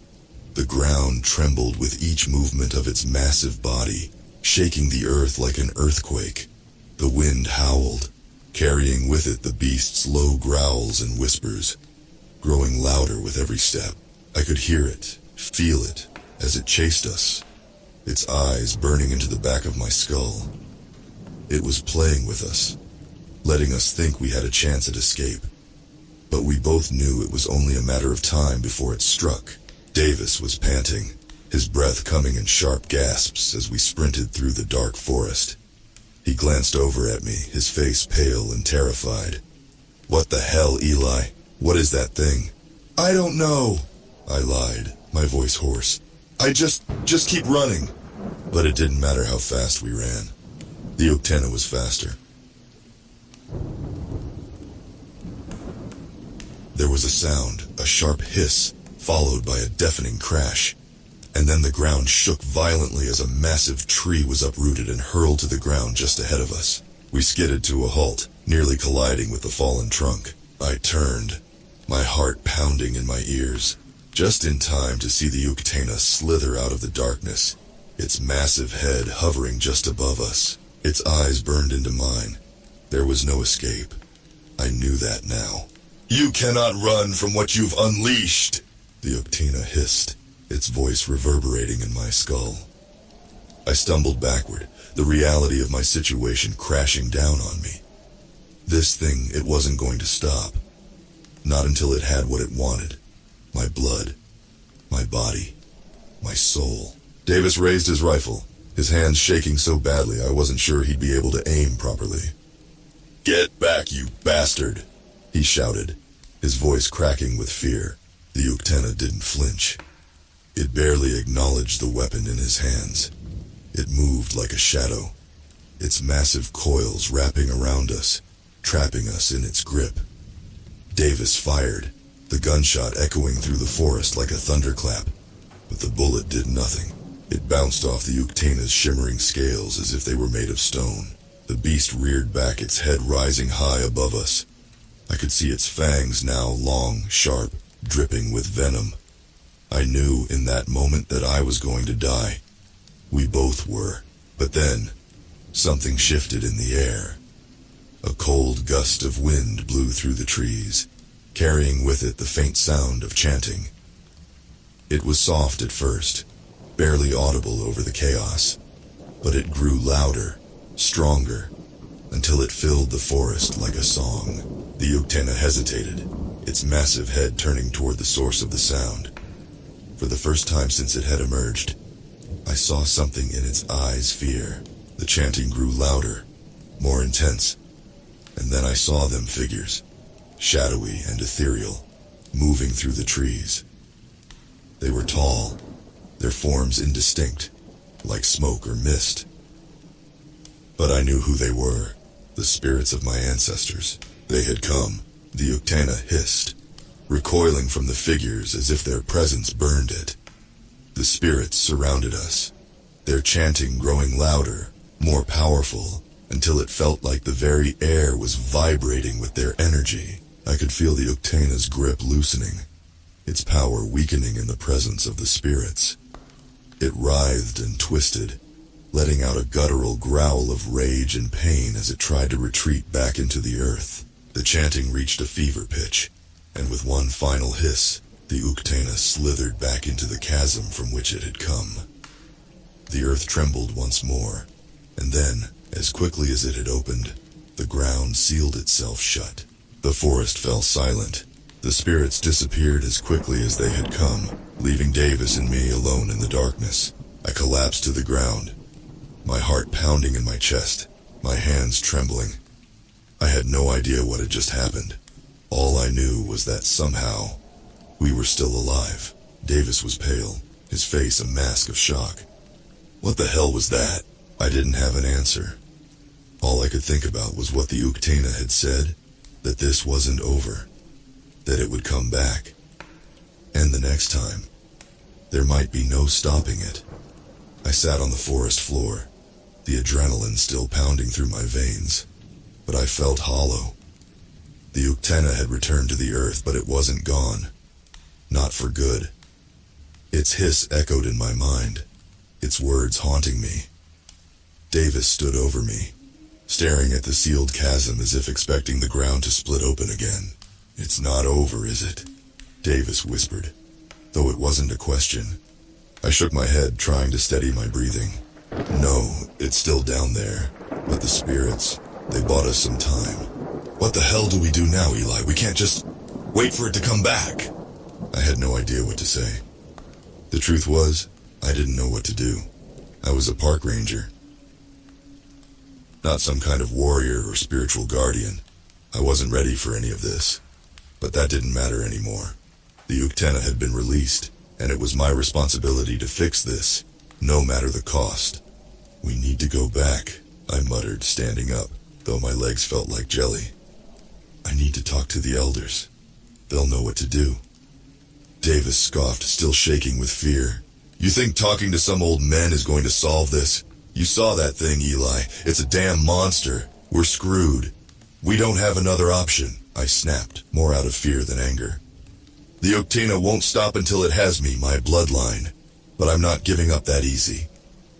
The moon was starting to rise higher, casting long shadows through the trees. The forest seemed eerily quiet, as if the land itself was holding its breath, waiting for the inevitable return of the beast. We began making our way back to the ranger station, the hike longer and more grueling than before. each step feeling like it was dragging me deeper into dread. The legend said that the Uktena was bound to the mountain by ancient rites. But those rites had been broken when I bled on the ground and stirred it from its slumber. What terrified me more than anything was the thought that maybe there was no way to put the Uktena back to sleep. By the time we reached the ranger station, dawn was breaking, the first rays of sunlight piercing through the trees. But the light didn't bring any comfort. The building looked different now, more fragile, like the thin wooden walls couldn't keep the monster at bay. I knew I couldn't wait any longer. I grabbed my gear, told Davis to stay put, and drove straight to the reservation. The elders didn't greet me with the same warmth they had before. They could feel it too, the disturbance in the air, the ripple in the spiritual fabric of the land. I sat across from Chief Grey Wolf, the same man who had warned me about the mountain when I first took this job. "I told you," he said, his voice calm but cold, "that there are things on that mountain better left undisturbed." I lowered my head, ashamed. "I didn't know, I didn't think." "You let your blood spill on sacred ground," Grey Wolf continued, his eyes dark and piercing. "You invited it back. I can't take that back, but I need to know. Is there any way to stop it, to put it back where it belongs?" The other elders whispered among themselves, but Grey Wolf's expression remained unchanged. "The Uktena is a creature of chaos. It feeds on fear, on destruction. Once awakened, it cannot be simply put back to sleep. But there is a way to stop it from merging with you." My heart pounded. "What is it?" "You must sever the connection it has to you, your bloodline. The curse is tied to your ancestry, to the land. If you want to stop the Uktena, you must sever that tie." "Sever my bloodline?" I wasn't sure what that meant, but the look on Grey Wolf's face told me that the solution wasn't going to be easy or painless. "You must sacrifice," he said. "You must return the blood you've spilled to the earth. Only then can the connection be broken. But the price will be high." "What price?" I asked, dreading the answer. "Your life." The words hit me like a punch to the gut. I had expected something terrible, but hearing it out loud made it all too real. I would have to die to stop the Uktena from rising again. I sat there in stunned silence as the weight of the situation sank in. If I didn't do this, the Uktena would come for me, use me to return to the world of the living, and wreak havoc on everything and everyone around me.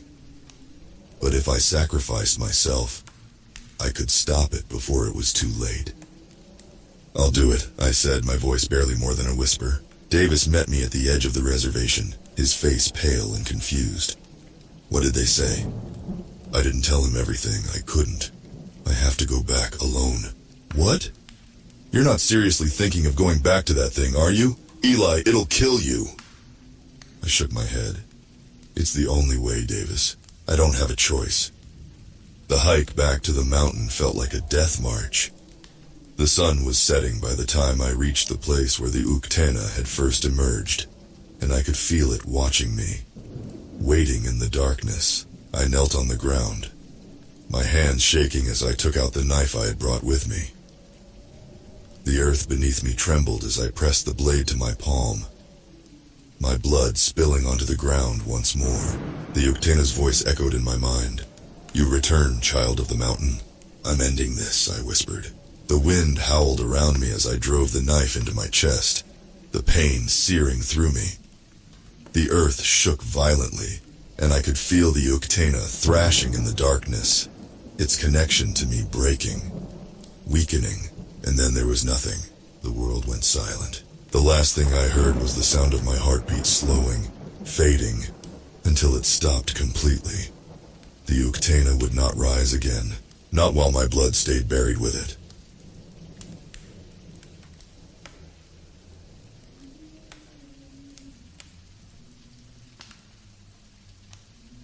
I've been a park ranger at Cherokee National Forest for 15 years, but nothing could have prepared me for what happened last summer. My name's John Redfeather, And this is my story. I need to tell someone before it's too late. It started with a phone call at 3 a.m. Another missing hiker. Third one this month.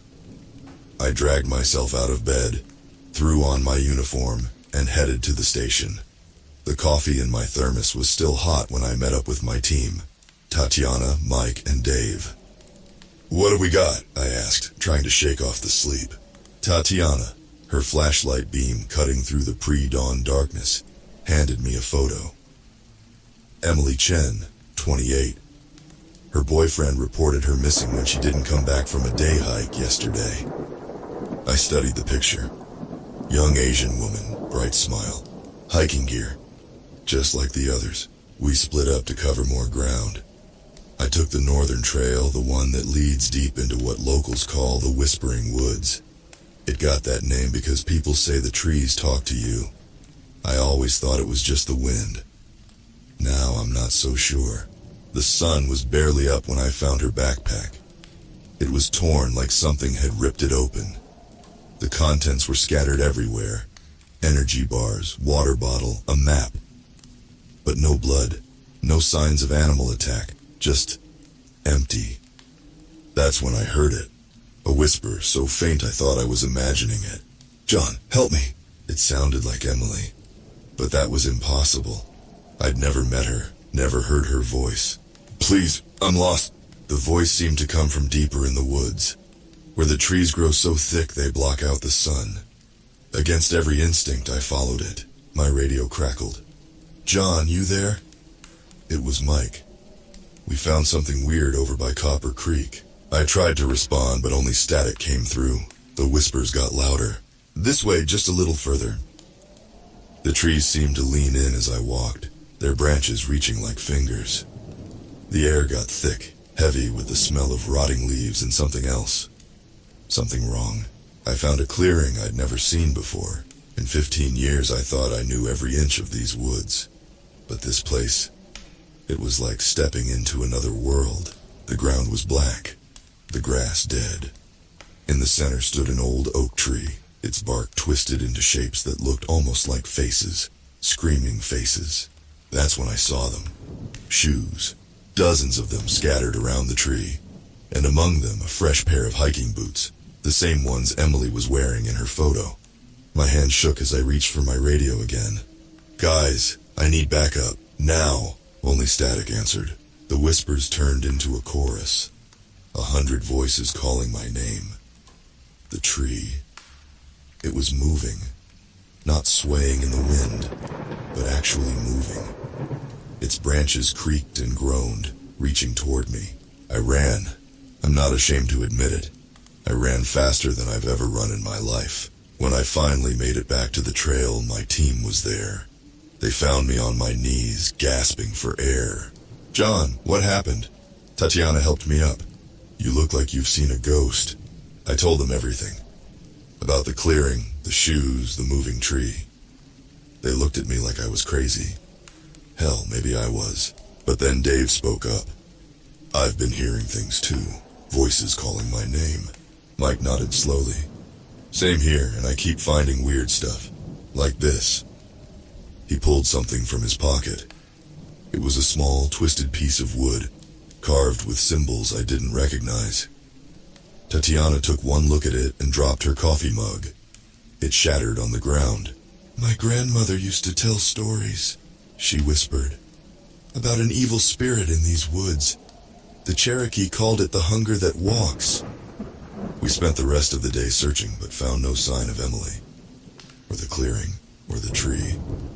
But we did find more of those wooden symbols, hanging from branches like Christmas ornaments.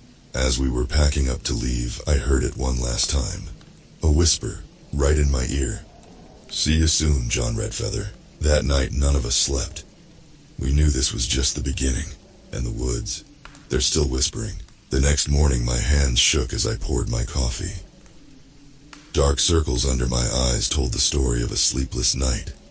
The woods had invaded my dreams, filling them with whispers and twisted trees.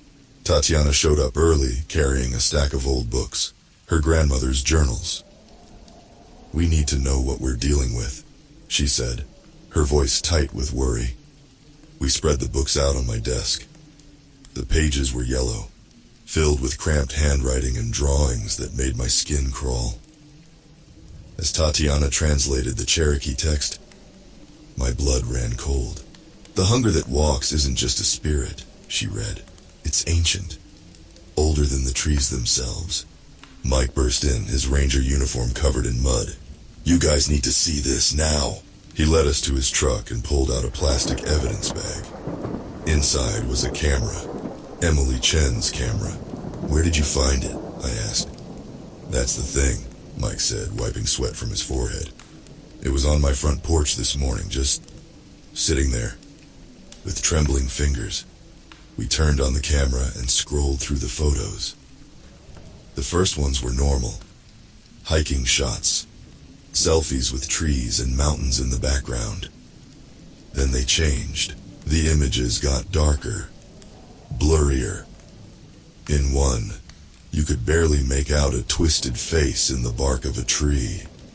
In another, a dark figure stood in the background, too tall and thin to be human. The last photo made Tatiana gag. It showed Emily, but wrong.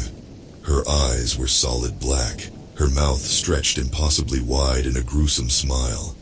Behind her, the trees had faces, and they were smiling too. "Look at the timestamp," Dave pointed out. "This was taken yesterday, after she went missing." Before we could process this, my phone rang. It was the sheriff. "John, we've got another one. Timothy Walsh, 45. His wife says he went fishing at Copper Creek yesterday. Never came home." I felt the blood drain from my face. "We'll start searching right away." But Tatiana grabbed my arm. "Wait, there's more in the journal. Every 27 years the disappearances get worse. It's feeding." "When was the last cycle?" I asked, already dreading the answer. 1996, she whispered. 27 years ago. We gathered our gear and headed out. This time we stayed together. No splitting up. The summer heat was brutal, but there was an unnatural chill in the air as we approached Copper Creek. We found Tim's fishing gear scattered on the bank. His tackle box was open, lures glinting in the sunlight. A half-eaten sandwich sat on a nearby rock. That's when we heard the singing. It was beautiful, haunting, like a lullaby in a language I'd never heard but somehow understood. It pulled at something deep inside me, urging me to follow. "Don't listen!" Tatiana screamed, snapping me out of it. "It's how it lures you in!" Mike wasn't so lucky. He was already walking toward the tree line, his eyes glazed over. Dave and I grabbed him, but he fought us like a wild animal. "Let me go!" he snarled. "They're calling me! They need me!" It took both of us to hold him down while Tatiana fumbled in her backpack. She pulled out a small pouch and threw some kind of powder in Mike's face. He collapsed, unconscious. "Cherokee sleeping herbs," she explained. "Grandma's recipe." We carried Mike back to the trucks. On the way, I saw more of those wooden symbols hanging from the trees. They seemed to follow us, appearing on branches that I swear were empty moments before. Back at the station, Mike woke up with no memory of what happened. But there was something different about him, a kind of hunger in his eyes. Tatiana spent the afternoon translating more of her grandmother's journals. The stories got worse. People found inside trees, their bodies twisted and merged with the wood. Children led into the forest by laughing voices that sounded like their friends, and always the whispers. As the sun set, Dave got a call. His voice cracked as he told us the news. They found Tim Walsh, or parts of him. We drove to the scene in silence. The forensics team was already there, their faces pale and shaken. They pointed us to a tree. High up in the branches was Tim's head.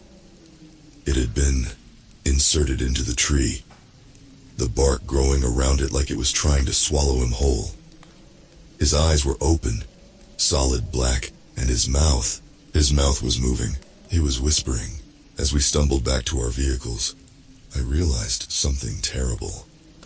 The woods weren't just taking people. They were changing them, and we were next. I couldn't get the image of Tim's head out of my mind. The way his lips moved, forming words no human throat should make. But worse was what happened to Mike after we got back to the station. He started scratching. First his arms, then his neck. By midnight, he'd clawed his skin raw.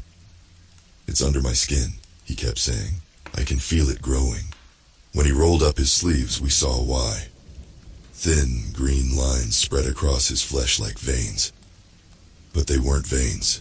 They were roots. Tatiana called her grandmother. The old woman came within the hour, her wrinkled face grave as she examined Mike. "The woods," she said in Cherokee, Tatiana translating. "They've marked him. He's becoming part of them." Mike screamed as she cut into one of the green lines with a silver knife. Instead of blood, a thick, dark sap oozed out. The smell made me gag, like rotting leaves and copper pennies. "We can slow it," the grandmother said. "But we can't stop it. Not without knowing more." Dave cleared his throat. "I think I found something." He spread out a map on my desk. Old coffee stains and thumbtack holes showed its age. Dave pointed to a spot deep in the forest, miles from any marked trail. "There was a Cherokee settlement here centuries ago. They abandoned it overnight. No one knows why." "That's where we need to go," Tatiana translated as her grandmother spoke. "The answers are there, but so is the darkness." I looked at Mike, now tied to a chair as the roots crawled beneath his skin. We had no choice. As we prepared to head out, I got a call from the sheriff. 3 more people had gone missing overnight. All reported hearing voices in the woods. All gone without a trace. We left at dawn. Tatiana's grandmother gave us each a pouch of herbs and symbols drawn in ash on our foreheads. "Protection," she said. But the way her hands shook told me she wasn't sure it would be enough. The hike was brutal. The forest seemed to fight us every step of the way. Branches whipped at our faces. Roots rose up to trip us. And always, always the whispers. They called to each of us differently. I heard my dead wife's voice, begging me to join her. Dave heard his kid brother, lost to cancer years ago. Tatiana wouldn't say what she heard, but the tears on her cheeks told me enough. Around noon we found the first body, or what was left of it.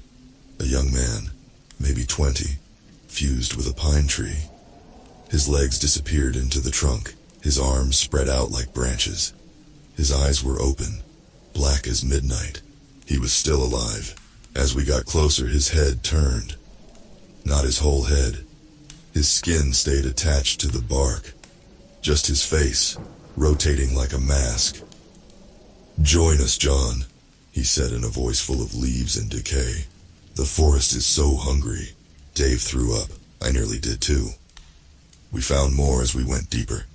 Bodies in trees. Bodies under roots. Some were fresh, faces twisted in terror. Others were old, barely more than twisted shapes in the wood. Then we found the clearing. It was huge, a perfect circle of dead earth. No trees grew here, but thousands of those wooden symbols hung in the air, suspended by invisible strings. In the center stood a stone altar, covered in carvings that hurt my eyes to look at. Tatiana's hands trembled as she translated the symbols. "This is where it started," she said. "Centuries ago, the Cherokee discovered something sleeping in the earth. Something old. They tried to contain it with rituals, but a scream cut her off. Dave had wandered to the edge of the clearing. Now roots burst from the ground, wrapping around his legs. They pulled, trying to drag him into the earth. I ran to him, knife out, hacking at the roots. Black sap sprayed everywhere. The wounds in the roots closed as fast as I could make them. Tatiana started chanting, throwing her grandmother's herbs. The roots recoiled, smoking where the powder touched them. We got Dave free, but not before the roots left their mark. Green lines spread from the cuts on his legs, pulsing like poison in his veins. As we caught our breath, a wind picked up. The symbols swayed, clicking together like wind chimes made of bone. And in that wind, I heard it, the voice of the forest, the voice of the hunger. It spoke in a language older than words, but somehow I understood. It told me the truth. The woods weren't taking people. They were recruiting, building an army, and soon, very soon, they would be ready to spread. As we stumbled back toward the station, I looked at my arms, at the small scratch I'd gotten from a branch, and I saw the first hint of green beneath my skin. The woods were in me now, and they were growing. Back at the station, everything fell apart. Dave was getting worse by the minute, the green lines spreading up his legs like a roadmap of poison. My own scratch burned, a small green tendril creeping out from under my sleeve. Only Tatiana seemed immune. Her grandmother's protection held strong, but the fear in her eyes told me she knew it wouldn't last forever. Mike was gone. The chair we tied him to was empty. The rope snapped like thread. Bits of bark and leaves made a trail to the open window. "He's gone to join them," Tatiana whispered. "He's one of them now." I tried to radio for help, but all we got was a sound like rustling leaves and a voice that might have been Mike's, singing that terrible lullaby. The sheriff showed up an hour later. I've known Bill Thompson for 20 years, but I barely recognized him. His skin was pale, almost green in the fluorescent light. "John," he said, leaves falling from his mouth as he spoke. "Why are you fighting it? The forest is so beautiful. Let us show you." Dave suddenly screamed. The roots under his skin were moving, pushing up through his flesh. Tatiana threw the last of her herbs at the sheriff, giving us just enough time to barricade ourselves in my office. Through the window, we watched in horror as more people emerged from the woods. Their bodies were wrong, twisted and merged with bark and branches. Some of them I recognized. Tim Walsh, Emily Chen, Mike. They moved like puppets, jerky and unnatural, and they were coming for us. "Your grandmother," I said to Tatiana, trying to ignore the burning in my arm. "She must know something, some way to stop this." Tatiana was already on the phone, speaking rapid Cherokee. Her face got paler with each word. "The settlement we found," she said after hanging up. "It wasn't abandoned. It was evacuated.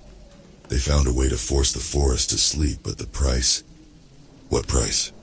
"Blood, a lot of it, freely given." Dave groaned, his voice thick with sap. "Do it. Use me. I can feel it. Taking over. Please." A branch burst through his cheek as he spoke, leaves unfurling from the wound. Tatiana pulled out her grandmother's silver knife. "It has to be at the altar." In the clearing, I looked outside. The transformed townspeople were everywhere now, their bodies merging with the trees, creating a wall of living wood and flesh. "How do we get past them?" Tatiana's eyes met mine. "We don't have to. You're one of them now, or close enough. They'll let you pass." She was right. The green line had spread past my elbow now. I could hear the whispers clearly, promising peace and power if I'd just give in. I gritted my teeth against the urge to surrender. "What about you?" She pulled out a small bottle. "Grandmother's last resort. It'll make me smell like them, but it won't last long." We tied Dave to a hand truck, his body convulsing as more branches broke through his skin. By the time we were ready, leaves were growing from his ears. Outside, the twisted figures parted for us. Some reached out with branch fingers, trying to touch me, to welcome their new brother. The sheriff smiled with his bark-stretched face. I saw Emily Chen, now more tree than human, swaying in a wind I couldn't feel. "Join us," she whispered. "It's so peaceful here." Part of me wanted to. God help me, it did. We were halfway to the woods when Dave started singing. The same lullaby we'd heard on the radio. Tatiana's hand tightened on the silver knife. "Stay with us, Dave," I growled. "Just a little longer." But as we entered the forest, I wasn't sure who needed to stay human more, Dave or me.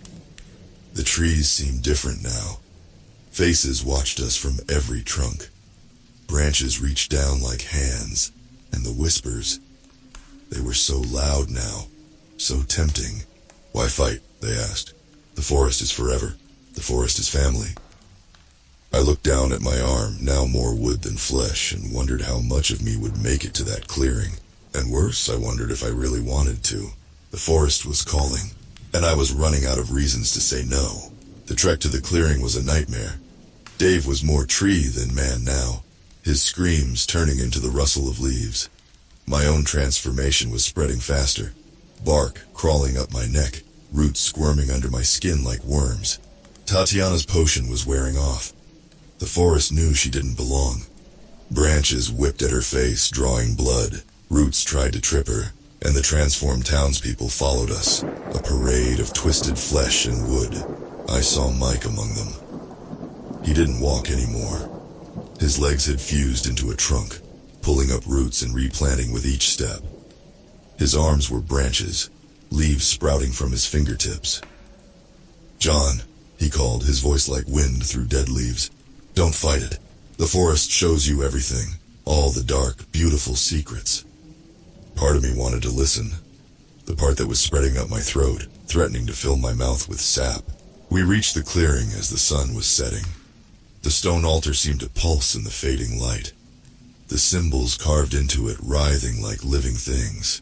That's when Dave broke free. His body erupted, branches bursting from his chest and back. His face split open like bark, a new wooden face emerging from underneath. He lunged at Tatiana, branch fingers grasping. I tackled him, feeling my partially wooden body crack with the impact.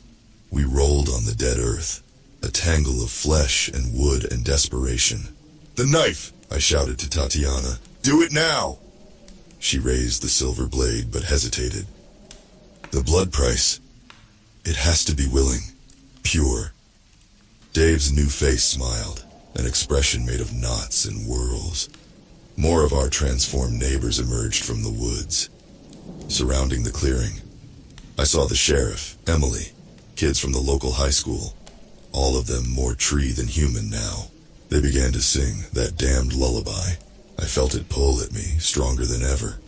My wooden parts swayed with the song. The forest's voice filled my head with promises. "Show them," it whispered. "Show them our love, our power. Let us spread beyond this place. Let us grow." I saw it then. The forest's plan. It had been trapped here for centuries, contained by the Cherokee rituals. But now it was strong enough to spread, to turn the whole world into its twisted garden. Tatiana screamed. Roots had burst from the ground, wrapping around her legs. The potion was gone. The forest was claiming her. I made my choice. "Tatiana," I said, my voice rough with sap, "use me." Her eyes widened. "John, no. It has to be willing, right? Pure?" I fought against the wood spreading through my body. I give myself, freely. I crawled to the altar. Every movement was agony as my joints creaked and splintered. The transformed townspeople pressed closer, sensing what was coming. Tatiana raised the knife. Tears cut trails through the dirt on her face. "I'm sorry," she whispered. The blade plunged into my chest. Not the wooden part. She found the last piece that was still human. Pain exploded through me, but with it came clarity. My blood flowed over the altar. The symbols drank it eagerly. All around us, the singing turned to screams. Trees cracked and split. Human bodies emerged from trunks, gasping and confused. The sheriff, Emily, Mike, they all collapsed, naked and human again. Dave's wooden face crumbled, revealing his real one underneath. His eyes were clear and terrified. But the forest wasn't done. As my vision darkened, I saw something rise from the earth beneath the altar. Something vast and dark and hungry, the true heart of the forest. And as my blood fed the ritual, as my life drained away, I realized the truth. We hadn't won. We'd only made it angry. Tatiana's scream was the last thing I heard as the darkness took me. The forest had waited centuries. It could wait a little longer. I died on that altar. I know I did. But the forest wouldn't let me stay dead. I gasped awake in the hospital 3 days later. The doctors called it a miracle. They didn't see the fine green lines still tracing their way beneath my skin. Didn't hear the whispers that filled my dreams. Tatiana was there when I woke up. She looked like she hadn't slept since that night in the clearing. The others, I asked, my voice rough as bark. Alive, human, but... She stopped, swallowing hard. They remember everything, John. Everything they did when they were... changed. I closed my eyes, seeing flashes of what the forest had shown me while I was gone. The truth was worse than we'd imagined. The entity beneath the altar wasn't just hungry. It was ancient. Patient. What we'd faced was only its dream, leaking into our world. Now we'd woken it up. Dave came to visit, his body free of wood, but his eyes haunted. It's not over, he said. You feel it too, don't you? I nodded. The forest song was still there, buried in my bones, calling, waiting. That night, the first child went missing. Then another. Their parents reported the same thing. They'd followed voices into the woods. Voices that sounded like their friends. But this time, no bodies appeared in the trees. No transformed people emerged. The forest was done playing. It was feeding. Tatiana's grandmother came to my hospital room, her ancient eyes full of fear. She spoke in Cherokee, Tatiana translating. The blood sacrifice weakened its hold, but also broke the last of the old bindings. What sleeps beneath is stirring. When it wakes fully, she shuddered. I told them what I'd seen in my death dreams. The thing under the altar was old when the first trees took root.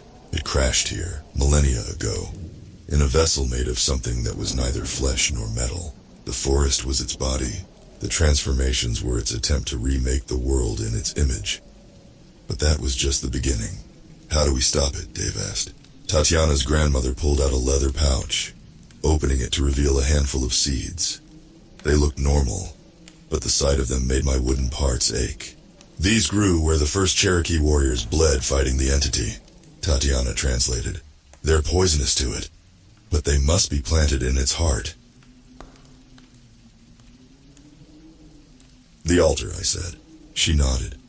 As it awakens, it will be vulnerable, but also at its most dangerous. It will fight to protect itself. I looked down at my arms, at the green lines pulsing beneath my skin. I can get close. It thinks I'm still part of it. John, no. Tatiana grabbed my hand. It'll kill you. I smiled sadly. I'm already dead, Tatiana. The forest just won't admit it. That night, more children disappeared. Search parties found only empty woods and whispers on the wind. We knew we were out of time. Tatiana's grandmother performed a ceremony, burning herbs and chanting in Cherokee. With each word, the seeds darkened until they were black as night. As she pressed them into my palm, a jolt of pain shot through my body. The wooden parts of me recoiled. When the sun rises, Tatiana translated, the entity will reach for its full power. That's when we strike. I looked at my team, Tatiana, Dave, the others who'd survived the forest's touch. They were terrified but ready. We gathered our supplies, silver knives, bags of sacred herbs, and enough explosives to level a small building.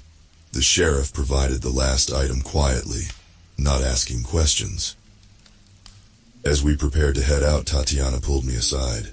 John, if this doesn't work, I put my finger to her lips. The skin was rough, like bark. Then the world becomes its garden. But at least we'll go down fighting. In the distance, the forest whispered. It was calling its children home. This time we'd answer. As we drove toward our fate, I felt the seeds burning in my pocket. The fragment of the forest inside me screamed to throw them away. But the human part was ready for war. Dawn was coming, and with it our last chance to save not just our town, but the world. The true heart of the forest was waiting, and God help me, I was ready to rip it out. Dawn broke blood red over Cherokee National Forest. We parked a mile from the clearing. Tatiana, Dave, me, and a few others who'd survived the forest's touch. All of us carried the black seeds. All of us knew this was probably a one-way trip. The woods were silent. No birds, no insects.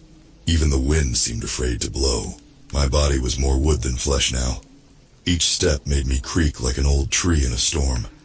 The seeds burned in my pocket, fighting against the thing I was becoming. We found the first body half a mile in. One of the missing children. roots growing through his chest, his face frozen in a scream. He was dead. Actually dead, not transformed. The forest didn't want puppets anymore. It wanted fuel. More bodies lay ahead, a trail of breadcrumbs leading to the clearing. All the missing children, all drained of something more vital than blood. Tatiana vomited. Dave just stared, his face as gray as ash. When we reached the clearing, everything changed. The altar had grown, reaching up like a tower of twisted stone and wood. Bodies were fused into its surface. Animals, people, all contorted in agony. And seated on a throne of bones and branches was Mike. But it wasn't really Mike anymore. His body was a mass of writhing roots and branches. His face split into multiple wooden mouths. When he spoke, it was with the voice of the forest. Ancient, hungry, and impossibly vast. "My children," it said through Mike's ruined face. "You've come home." The thing inside me responded, trying to pull me toward the altar. I fought it, feeling bark crack and split across my skin. "The time of dreaming is over," it continued. "Now we feast, now we spread." The ground erupted. Hundreds of roots burst up, each carrying a transformed human. The missing townspeople. They weren't dead. They were batteries, feeding the thing that had taken Mike. Tatiana started chanting in Cherokee, throwing her grandmother's herbs. The nearest root people recoiled, their wooden flesh smoking. That's when the real horror started. The altar began to split open, revealing what lay beneath. A mass of twisted flesh and alien geometries, older than time. The crash site of something that had fallen from the stars when the world was young. And it was hungry. We fought. God, how we fought. Silver knives cut through root flesh. Herbs burned wooden bodies. But for each one we fell, two more rose from the earth. Dave was the first to fall, roots bursting through his chest. His last words were, "Plant the seeds." I charged toward the altar, my wooden body ignored by the root people. Tatiana's chanting covered my advance, her voice growing hoarse with effort. The thing wearing Mike's face laughed. "Your world was always meant to be our garden." I reached the altar, roots wrapped around my legs, trying to pull me in. The last human part of me reached for the seeds. "This world," I growled, "is not your fucking garden." I slammed the seeds into the altar's heart. Everything stopped. A sound like a scream torn from the throat of the universe filled the air. The altar cracked, black veins spreading from where I'd planted the seeds. The entity thrashed, its true form exposed.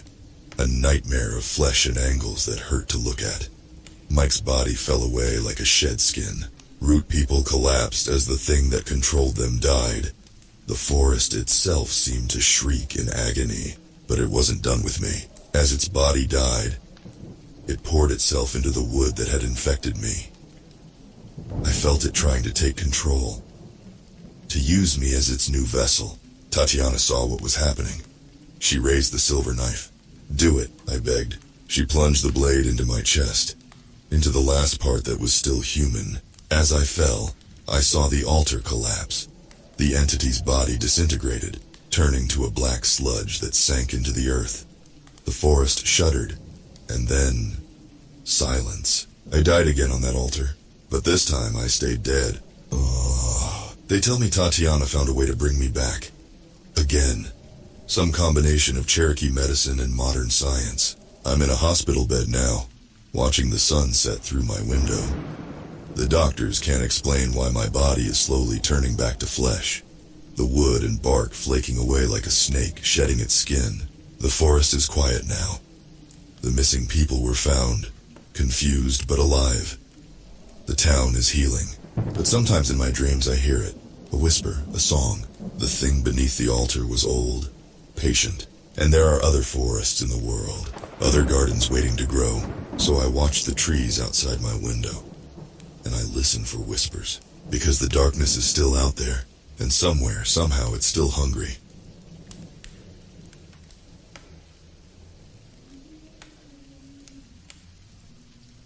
The sun dipped low, casting eerie shadows through the dense canopy of Great Smoky Mountains National Park. I, John Redbird, a Cherokee park ranger, walked the familiar path, the crunch of leaves beneath my boots, a comforting rhythm. But today, something felt off. The usual chorus of birdsong was muted, replaced by an unsettling silence. I paused, my hand instinctively reaching for the bear spray on my belt. The forest seemed to hold its breath. Then, I saw it. A fleeting shadow darting between the trees.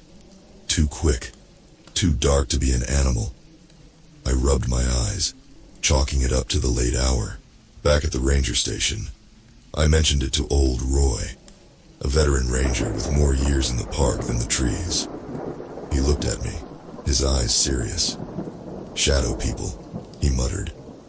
"They're back." I laughed, uneasy. "Shadow people? Come on, Roy, those are just stories to scare kids." Roy shook his head. "No, John. They're real. Malevolent spirits that feed on fear. They've been here longer than us. And they're hungry." I shivered, despite the warmth of the station. Roy's words echoed in my mind as I drove home, the headlights cutting through the dark.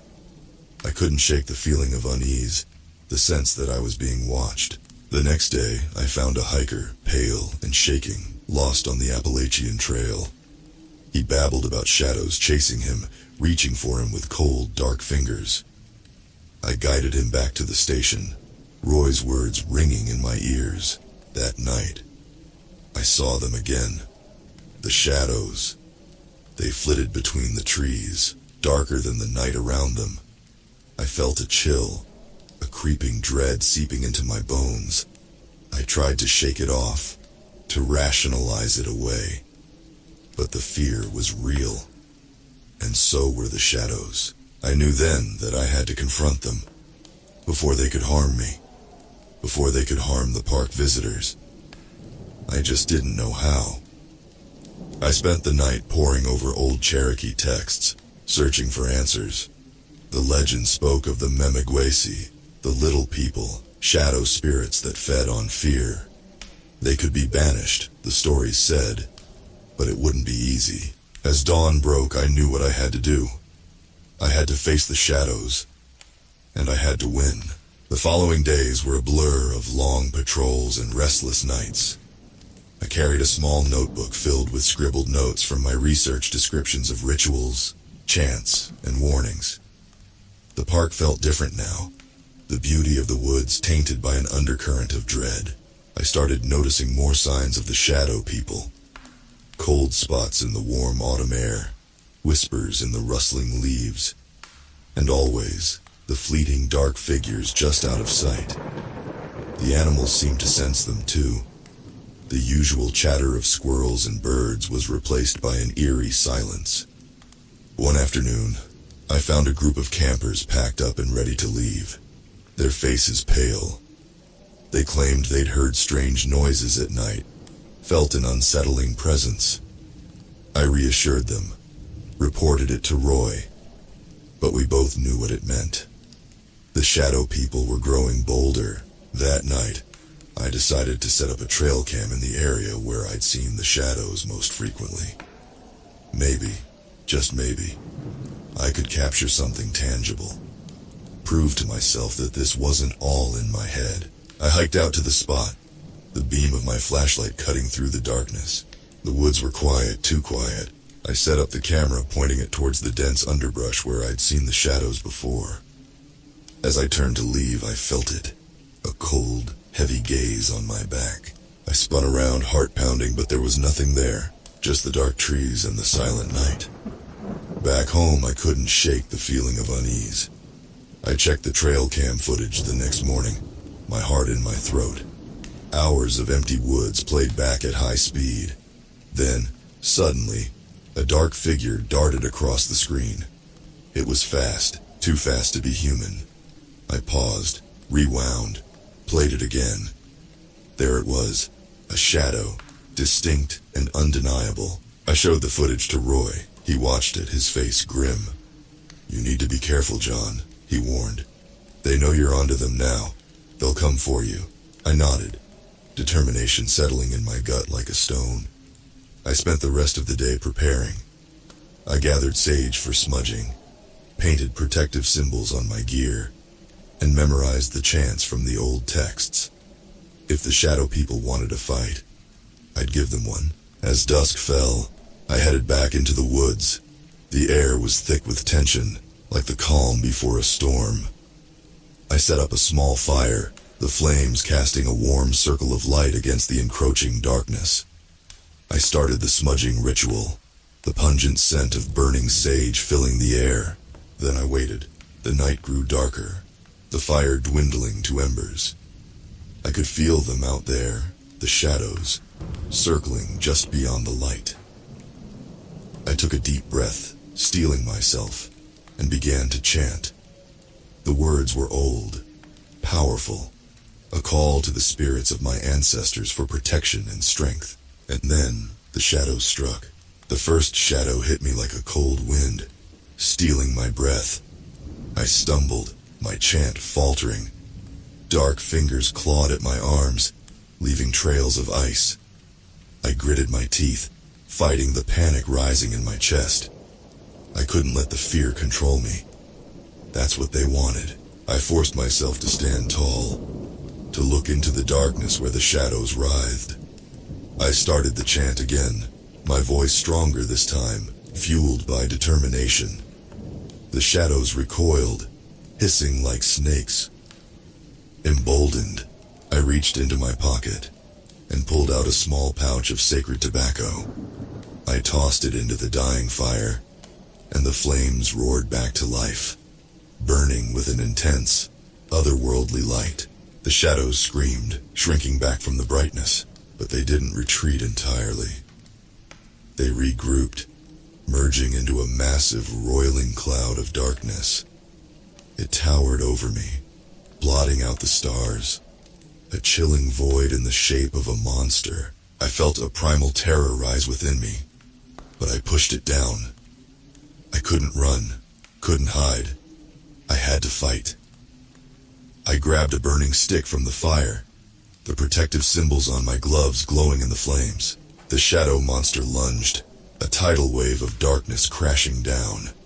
I swung the burning stick like a club, the flames cutting through the shadows. They screeched, falling back, but quickly reformed. I felt a cold, gnawing pain in my side. Looking down, I saw dark tendrils snaking up my body, feeding on my fear. I stumbled, my strength waning. The fire in my hand flickered, dying. No, I couldn't let them win. Not like this. I thought of my ancestors, the brave Cherokee warriors who had fought against impossible odds. I thought of the hikers, the campers, the innocent people I had sworn to protect. And I thought of Roy, his stern warning echoing in my mind. I dug deep, finding a reserve of strength I didn't know I had. I straightened, the fire in my hand burning brighter. I shouted the chant now, my voice echoing through the woods, a battle cry against the darkness. The shadow monster roared, a sound of rage and pain. It lunged again, but this time, I was ready. I ducked, rolled, and came up swinging. The fire sliced through the shadows, leaving trails of light in its wake. But it wasn't enough. The shadows kept coming, their cold, dark fingers clawing at me, draining my strength. I felt myself slowing, my movements sluggish, my breath ragged. I couldn't keep this up forever.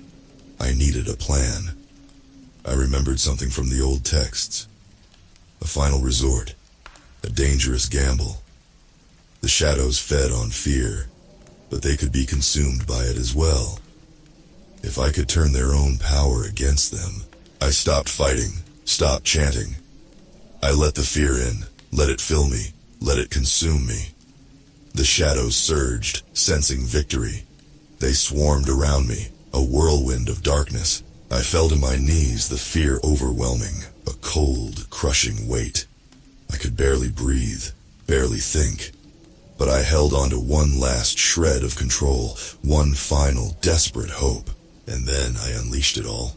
A wave of pure, raw fear exploded from me. A silent scream that shook the very air.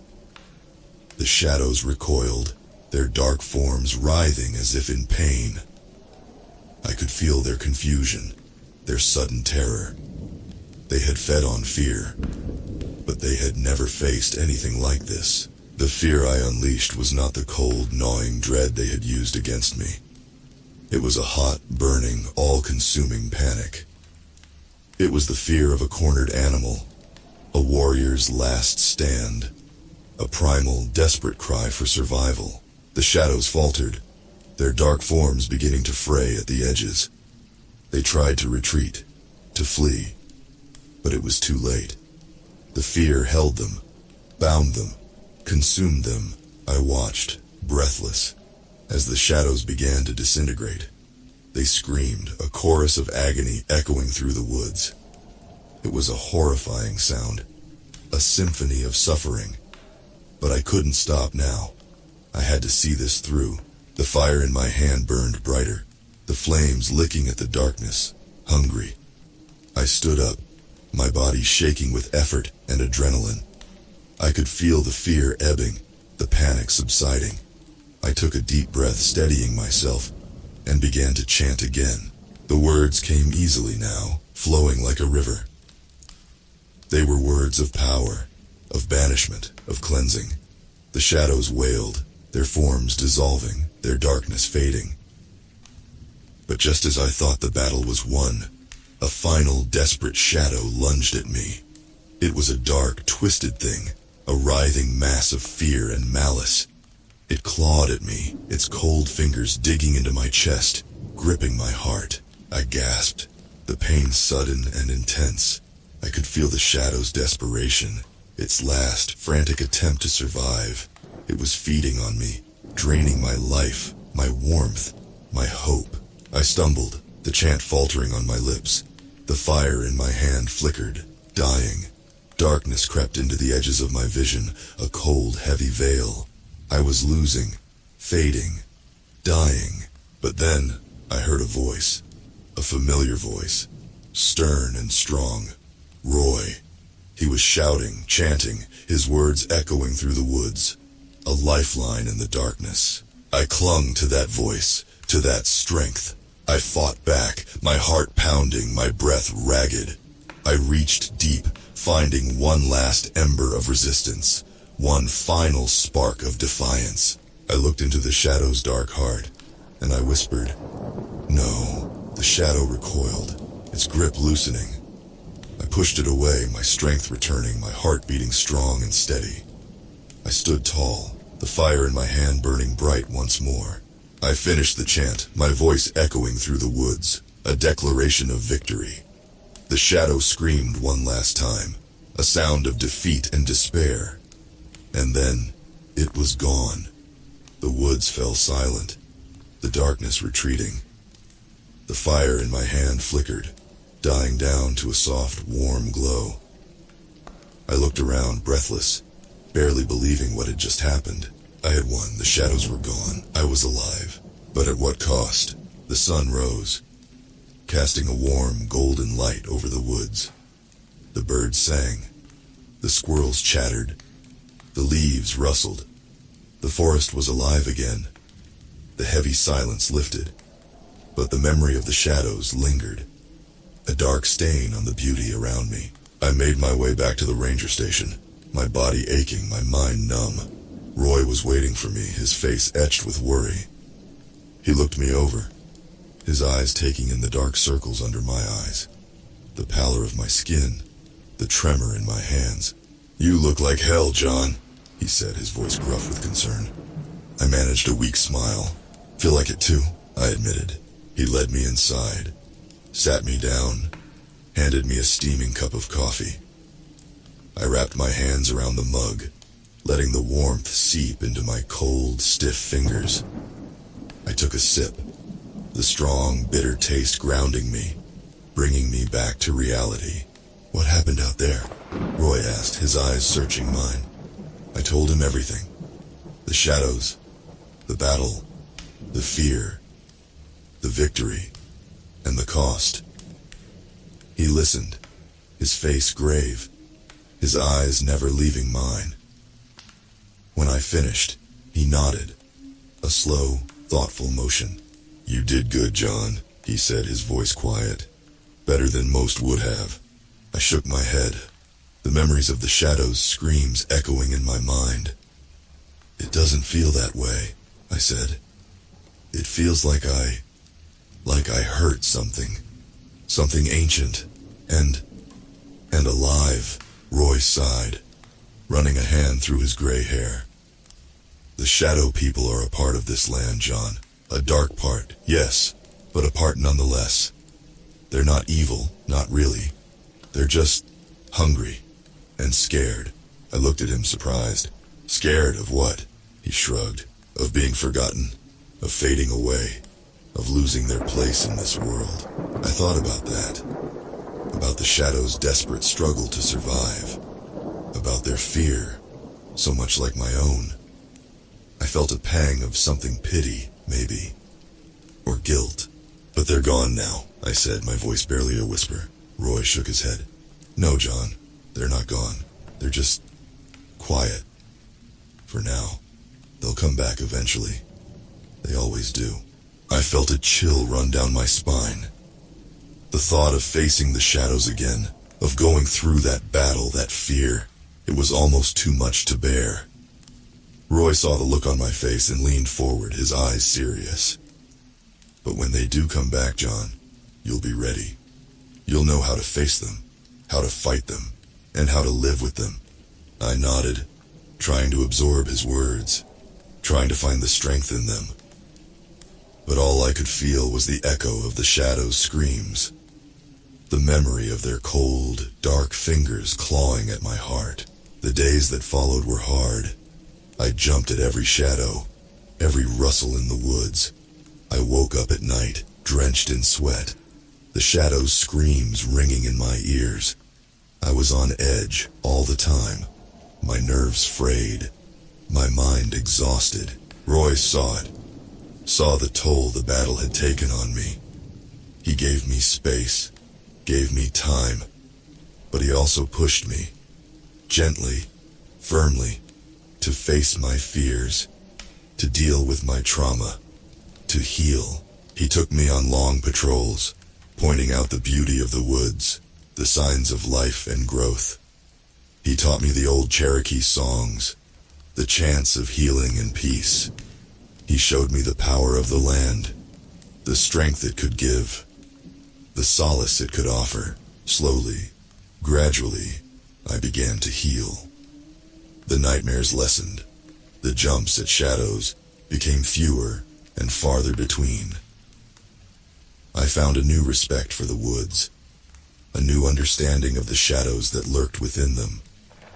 I found a new strength, a new peace, but I also found a new purpose, a new calling. The weeks turned into months. The leaves changed color. The air grew crisp, and the woods prepared for the long sleep of winter. I watched the changes with new eyes, seeing the beauty in the decay, the promise in the dormancy. I spent more time with Roy, learning from him, listening to his stories. He taught me about the old ways, the Cherokee traditions, the wisdom of the elders. He showed me how to live in harmony with the land, with the spirits that inhabited it. He taught me how to be a true guardian of the woods. But he also taught me about the shadows, about their role in the natural order, their place in the cycle of life and death, fear and courage. He taught me that they were not enemies to be vanquished, but forces to be understood, respected, and balanced. I began to see the shadows in a new light, not as monsters, but as teachers. They had shown me the depths of my fear, the limits of my courage.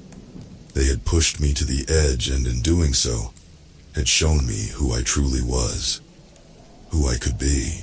I started to visit the spot where I had faced the shadows, the place where my old life had ended and my new one had begun. I would sit there for hours, listening to the woods, feeling the pulse of the land, the heartbeat of the earth, and I would think about my purpose, my calling. One day, as I sat there, a soft breeze rustling the leaves, a voice whispered in my mind. It was a voice like the wind, like the river, like the trees themselves. It was the voice of the land. Guardian, it said, a soft echoing whisper.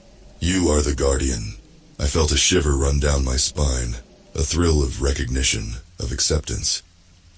I knew in that moment what I was meant to do, what I was meant to be. I was meant to be the guardian of these woods, the protector of this land. I was meant to stand between the light and the dark, the living and the dead, the seen and the unseen. I was meant to keep the balance, to maintain the harmony, to preserve the peace. I stood up, my heart pounding, my mind clear. I knew what I had to do. I had to embrace my calling, accept my purpose, become the guardian I was meant to be. I went back to the ranger station, my steps light, my spirits soaring. Roy looked up as I entered, his eyes searching mine. He saw the change in me, the determination, the resolve. He saw the guardian I had become. He smiled, a slow, proud smile. You've found it, haven't you? He said, his voice soft. Your path, your purpose. I nodded, my heart too full for words. He stood up, came around the desk, and embraced me. A strong, warm hug. A welcome, an acceptance, a blessing. I'm proud of you, John, he said, his voice gruff with emotion. You've come a long way. You've faced your fears, your shadows. You've found your light. I felt a lump form in my throat. Tears sting my eyes. I hugged him back, hard, grateful for his guidance, his support, his friendship. Thank you, Roy, I said, my voice choked with emotion. For everything. For showing me the way, for helping me find my path. He pulled back, looked me in the eye, his gaze steady and serious. You're ready, John, he said. Ready to be the guardian this land needs. Ready to face whatever comes your way. I nodded, determination burning in my chest like a flame. I was ready, ready to face the shadows, ready to guard the light, ready to protect the balance, ready to be the guardian. But little did I know, my new path would lead me to darker, more dangerous places than I could ever imagine. Little did I know, my journey as the guardian was just beginning. The first few months as the guardian were quiet, too quiet. I patrolled the woods, my senses on high alert, my eyes scanning the shadows, but there was nothing. No sign of the shadow people, no hint of their dark presence. It was as if they had vanished, faded back into the depths of the earth. But I knew better. I knew they were still out there watching, waiting. I could feel them, a subtle undercurrent of darkness beneath the surface of the land. They were biding their time, gathering their strength. And I was preparing, honing my skills, sharpening my senses, readying myself for the inevitable confrontation. Roy helped me, guiding me, teaching me the old ways, the ancient rituals. He showed me how to read the signs of the land, how to interpret the whispers of the wind, how to understand the language of the trees. He taught me how to be a true guardian, a protector of the balance, a keeper of the peace. But he also warned me. The path of the guardian was not an easy one. It was a path of sacrifice, of duty, of constant vigilance. It was a path that would test me, challenge me, push me to the very limits of my strength and courage. But it was a path I had chosen, a path I was committed to, a path I would not stray from. The first test came on a cold, moonless night. I was patrolling the deep woods, the dark heart of the park, when I felt it, a sudden sharp spike of fear. It was like a punch to the gut, a cold, hard knot of terror. I stopped, my heart pounding, my breath misting in the cold air. I knew instantly what it was. The shadow people. They were back. I followed the fear, tracking it like a scent, a trail of breadcrumbs leading me deeper into the woods. The darkness was thick, almost palpable, a heavy, oppressive force pressing down on me. But I pushed on, my resolve unwavering, my determination unyielding. I found them in a clearing, a writhing, roiling mass of darkness. They were surrounding a group of campers, their tendrils of fear snaking out, feeding on the terror of their captives. I could see the campers, their faces pale, their eyes wide with fear, their bodies shaking with cold and terror. I stepped into the clearing, my heart pounding, my mind clear. I knew what I had to do. I was the guardian. This was my duty, my responsibility, my purpose. I raised my hands, the protective symbols on my gloves glowing in the darkness. I began to chant, my voice strong and steady, a beacon of light against the encroaching darkness. The shadows recoiled, hissing like snakes, their forms writhing and twisting, but they did not retreat. They were stronger this time, their darkness deeper, their hunger more intense. They were ready for me, ready for the fight. And so was I. I reached into my pocket, pulled out a small pouch of sacred tobacco. I tossed it into the air and it burst into flames, a sudden, brilliant flash of light in the darkness. The shadows screamed, their forms flickering, their darkness fading. I pressed my advantage, my voice rising, my chant growing stronger, more powerful. I stepped forward, my hands outstretched, my symbols glowing like miniature suns. The shadows retreated, their forms dissolving, their darkness melting away. But just as I thought the battle was won, a final desperate shadow lunged at me. It was a dark, twisted thing, a writhing mass of fear and malice and hunger. It clawed at me, its cold fingers digging into my chest, gripping my heart. I gasped, the pain sudden and intense. I could feel the shadow's desperation, its last, frantic attempt to survive. It was feeding on me, draining my life, my warmth, my hope. But I did not falter. I did not waver. I was the guardian. This was my duty, my responsibility, my purpose. I looked into the shadow's dark heart, and I whispered, "No." The shadow recoiled, its grip loosening. I pushed it away, my strength returning, my heart beating strong and steady. I stood tall, my voice echoing through the woods, a declaration of victory, a promise of protection, a vow of guardianship. The shadow screamed one last time, a sound of defeat and despair. And then, it was gone. The clearing fell silent, the darkness retreating, the fear dissolving. The campers looked at me, their eyes wide with awe and gratitude. I helped them back to their camp, my heart heavy with the knowledge of what I had done, what I had become, the guardian, the protector,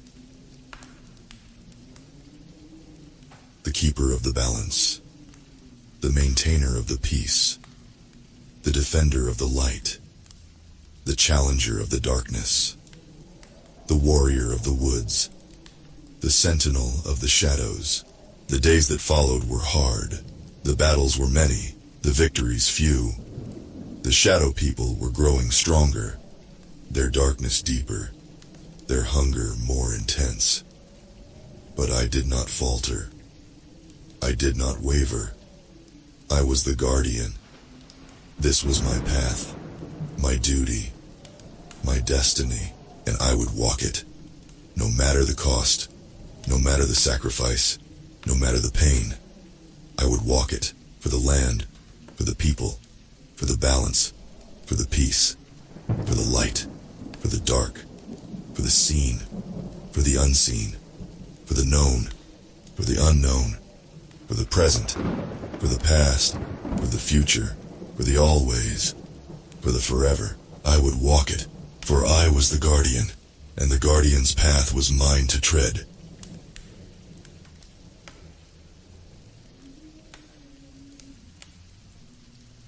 The air was thick, hot, and heavy, just like it always was this time of year in Cherokee National Forest.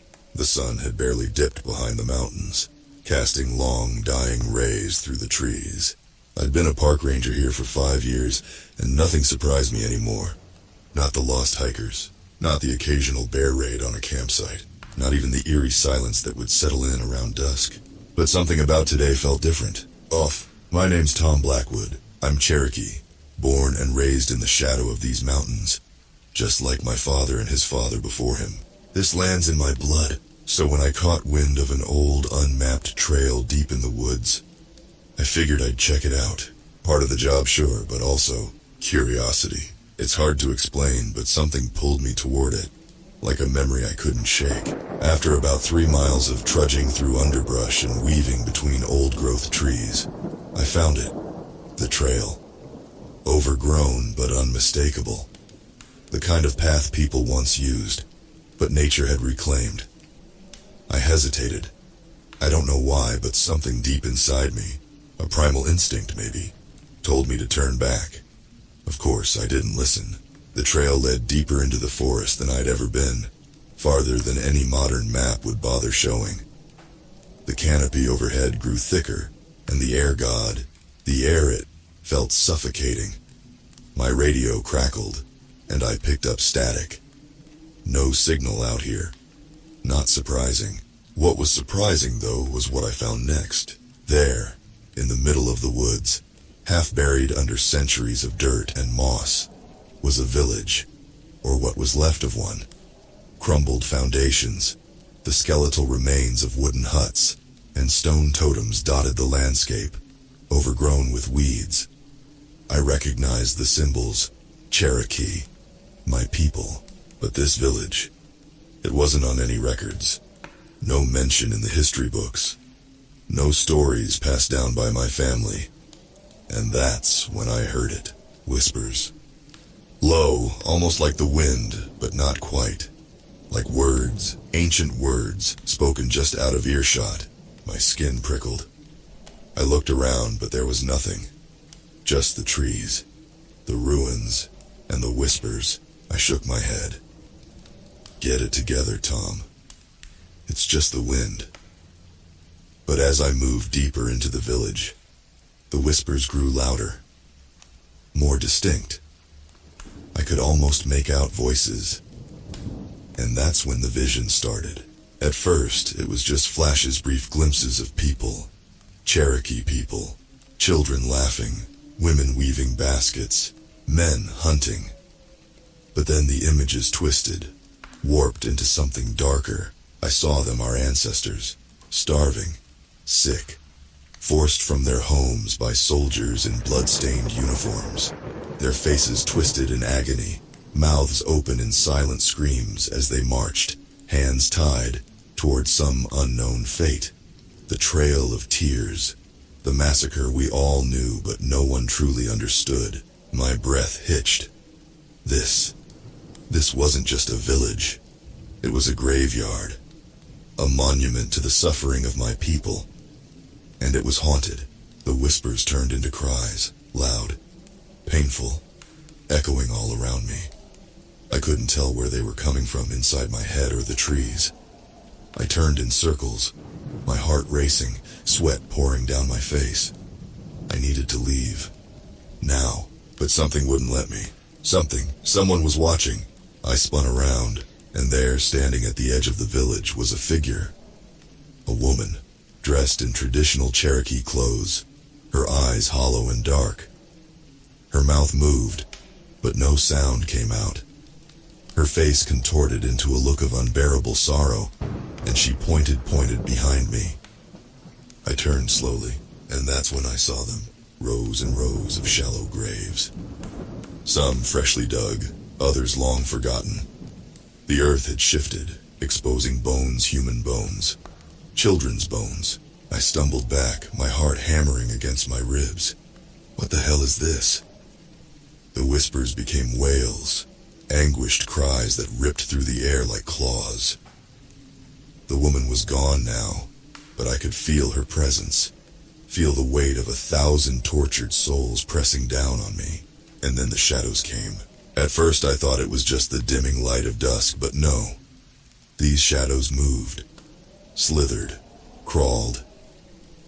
They came from the forest, creeping toward the village like a black tide. They weren't human. They weren't animals. They were something else. Something ancient. Something angry. I bolted, running back the way I came, but the path was gone. No trail, no markers, just endless trees and the suffocating weight of the forest closing in around me. The shadows were behind me, closing fast, their whispers turning into roars. I could hear voices, hundreds of voices screaming, begging for help, for release, for vengeance. I stumbled, falling to my knees in the dirt. My chest heaved. The air was thick with the smell of rot, of death. I could feel them, those lost souls reaching for me, their cold fingers brushing against my skin. I scrambled up, adrenaline pumping, and ran again. This time I didn't stop. I didn't look back. Finally, after what felt like hours, I burst through the tree line, collapsing onto the gravel of the main road. My heart was still pounding in my ears, my mind racing with what I'd seen. But as I lay there gasping for air, I knew one thing for sure. The dead weren't resting in that village. They were waiting. I barely slept that night. Every time I closed my eyes, I saw those shadows creeping toward me. Felt their cold, skeletal fingers reaching for my skin. The whispers stayed with me, too faint. But there, lingering just beneath the surface of my mind, like the echoes of a nightmare that refused to fade. When I got back to the ranger station in the morning, I couldn't shake the feeling that something was wrong, worse than wrong. The weight in my chest was suffocating, pressing down like I still hadn't left that cursed village, but I couldn't tell anyone about it, not yet. How would it sound? I found a lost Cherokee village and now I'm being haunted by spirits from the Trail of Tears. No, I needed to figure this out myself. I had to go back. I spent the morning gathering supplies, flashlights, a portable radio, a camera, anything that would help me document what I found. But even as I packed, I couldn't ignore the gnawing fear deep in my gut. Something was waiting for me in those woods. Something angry. As I walked back toward the village, the forest felt different. The birds were silent, the wind eerily still. Even the trees seemed wrong, their branches twisted, reaching upward like blackened claws. It was almost as if the land itself was holding its breath, waiting for me to make my next move. The deeper I went, the worse it got. When I reached the clearing where the village had been, my stomach dropped. It was gone. The ruins, the huts, even the graves, everything had disappeared, swallowed up by the forest. The overgrown trail I had followed the day before had vanished too, as if it had never existed.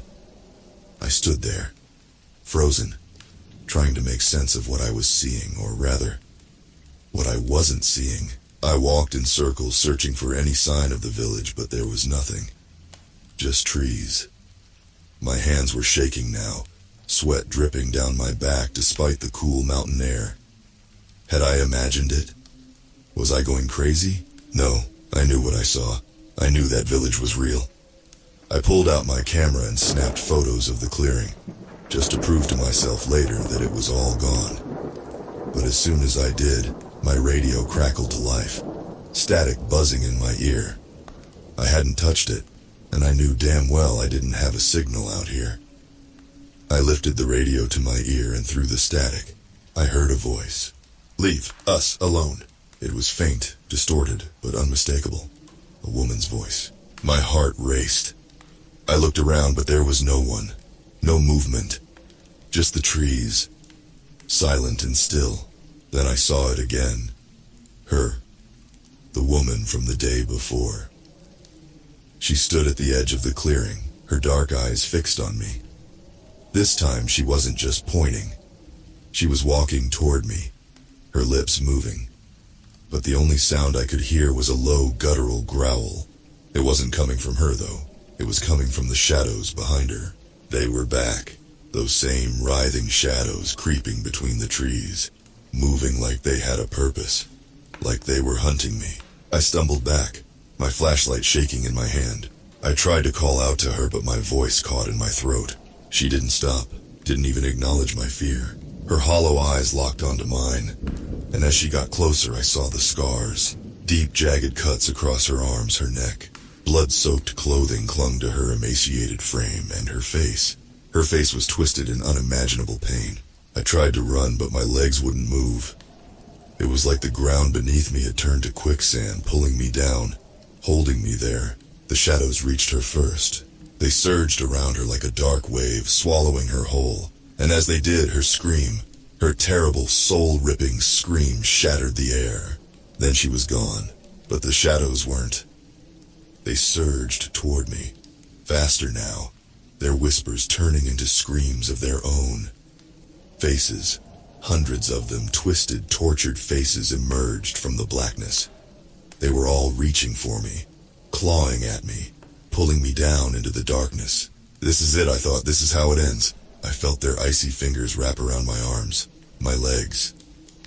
I thrashed, trying to break free, but it was no use. They were stronger than anything I'd ever felt. They were going to drag me down with them, into whatever hell they came from. And then, just as suddenly as they appeared, they vanished. I collapsed onto the forest floor, gasping for air. My heart pounded in my chest, my limbs numb from the cold. The clearing was empty again. No shadows, no woman. Just the crushing silence of the woods. I stumbled to my feet, shaking. I didn't know what the hell had just happened, but one thing was clear. The spirits of that village weren't resting, and they sure as hell weren't at peace. As I staggered back toward the main road, I knew I couldn't ignore this anymore. Whatever was haunting that land was powerful, angry, and very real, and they weren't going to stop until I listened. I barely made it back to the ranger station in one piece. My hands shook as I fumbled for the key, cursing under my breath, feeling like I was being watched. It wasn't just paranoia. I could feel them. Those shadows. The spirits. They weren't done with me. Not by a long shot. The door finally clicked open, and I staggered inside, slamming it shut behind me. I leaned against the wood, trying to catch my breath. The room was dim, the single light flickering overhead like something out of a horror movie. I felt like I was living one. I tossed my flashlight and radio onto the desk, sinking into the chair, my head in my hands. What the hell was happening? That village wasn't just some forgotten relic. It was a doorway, an opening to something darker, older, and full of rage. I couldn't get that woman's face out of my head. Her hollow eyes, her broken body, the way the shadows consumed her. I shivered, pulling myself together. I needed to find answers. There had to be something, some record, some mention of that village. I hadn't imagined it. My first thought was to call the local Cherokee Council. Maybe they knew something, but I couldn't bring myself to make the call. Not yet. This wasn't just a historical mystery. This was something more. Something supernatural. How the hell do you explain that over the phone? I booted up the station's ancient computer and started digging. Old maps, forgotten records, anything that could give me a clue. For hours, I scoured local archives, but there was nothing. No mention of any lost village deep in the forest. No references to hauntings or legends. It was as if the place didn't exist, like it had been erased from history. But then I found it, buried in an old document. A brief mention of a Cherokee settlement forced to relocate in the early 1800s. The document said it was lost during the Trail of Tears. Its people never accounted for. My stomach turned. Lost. That word hit me like a punch in the gut. These people weren't just left behind. They were forgotten, abandoned, and their anger, I'd felt it. I sat back in the chair, staring at the screen, the fluorescent light above me buzzing. What now, Tom? What the hell do you do now? The sound of footsteps on gravel outside snapped me out of my thoughts. My body tensed.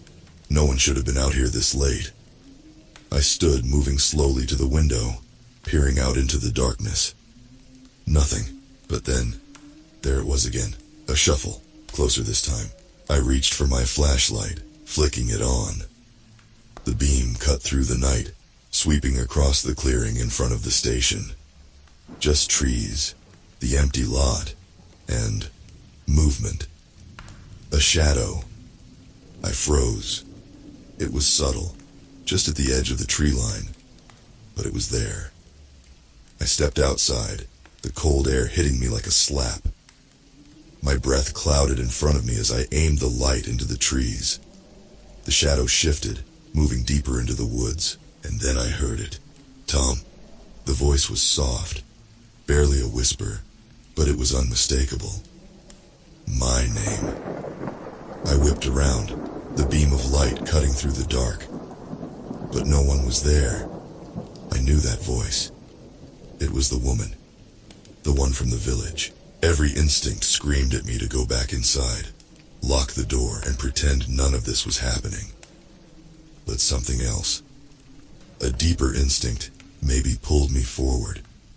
I couldn't ignore her. Not after what I'd seen. I took a step into the forest, the weight of the night pressing down on me. The trees seemed to close in, the air thick with the smell of damp earth and decay. I kept the flashlight steady, following the path the shadow had taken, my heartbeat loud in my ears. Tom! The voice called again, softer this time, almost pleading. The further I walked, the more the forest seemed to change. The trees grew gnarled, twisted, their branches bending like bones. The ground was soft beneath my boots, almost sticky, like I was walking over something alive. I was close, I could feel it. And then there it was, the village. Except this time, it wasn't crumbled or decayed. It was whole, standing. The huts were intact, smoke curling lazily from chimneys that hadn't existed before. There were people, actual people, moving around the village. Women tending fires, children playing, men sharpening tools. It was as if I'd stepped back in time. I blinked, my breath catching in my throat. This was impossible. I'm hallucinating. But then one of them, a woman, turned and looked straight at me. It was her, the same woman from before. Her face no longer twisted in agony, but calm, serene. She stepped forward, her eyes locked onto mine. Tom, you need to help us. Her voice was clear now, strong. I opened my mouth to speak, but nothing came out. My throat was dry, my hands trembling. Please, she whispered, stepping closer. They won't let us rest. Not until we're free. I shook my head, stumbling back. What do you mean, who won't let you rest? Her eyes filled with tears, and she looked over her shoulder. That's when I saw them. Those same shadows crawling out from the trees, surrounding the village like a dark fog. They took us, she whispered. They took us all. The villagers began to scream, their faces twisting in horror as the shadows closed in. One by one they were swallowed, consumed by the darkness. I backed away, my heart hammering in my chest. This couldn't be real. It couldn't be, but it was. The woman looked back at me, her face desperate. You have to stop them, Tom, before they take you too. And just like that, the village was gone. I stood there, alone in the woods, my body shaking, the weight of her words heavy on my chest. They took us all. I didn't know what she meant, but I knew one thing for sure. This wasn't just about the past anymore. Whatever had happened to those people, it was happening again, and I was next. I stumbled through the woods like a man possessed, heart racing, breath shallow.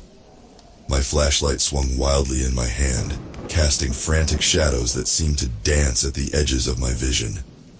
The air felt thick, heavy, as if the forest itself was pressing down on me, watching, waiting. The village was gone. Again. 1 minute I had been standing in the middle of a living, breathing place, and the next it had vanished. The people, the huts, even the ground beneath me. It was all swallowed up by that darkness, but the woman's words stuck with me. You have to stop them, Tom, before they take you too. Who were they? And how the hell was I supposed to stop something I didn't understand? The forest around me seemed to close in tighter the farther I went, the trees towering over me like silent sentinels. My mind was racing. Everything I had ever known about this land, about the Great Smoky Mountains, felt like a lie now. I had spent years patrolling these woods, thinking I understood the rhythms of nature, the balance of life and death. But this was something else, something far older and far more dangerous. I had to get back to the station. I needed to regroup, think. Maybe I was losing my mind. Maybe the isolation of the park had finally gotten to me. But deep down, I knew better. What I had seen, what I had felt, was real. I was almost back when the smell hit me. It was faint at first, just a whiff on the wind. But as I got closer, it grew stronger.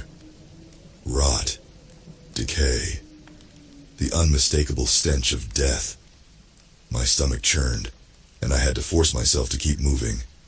I knew the smell.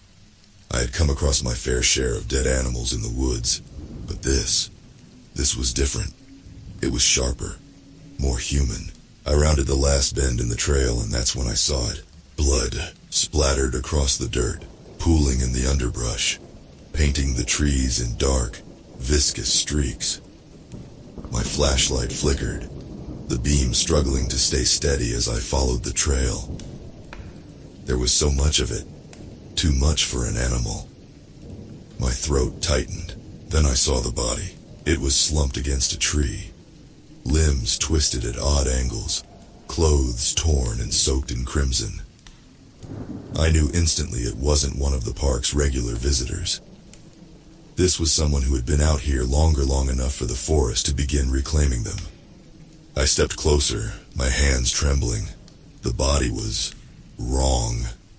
Not just in the way it was broken, but in the way it looked. Like it had been torn apart and then stitched back together by something that didn't understand how human bodies were supposed to fit.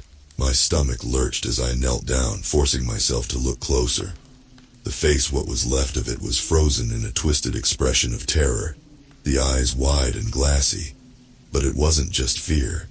There was something else, something I recognized.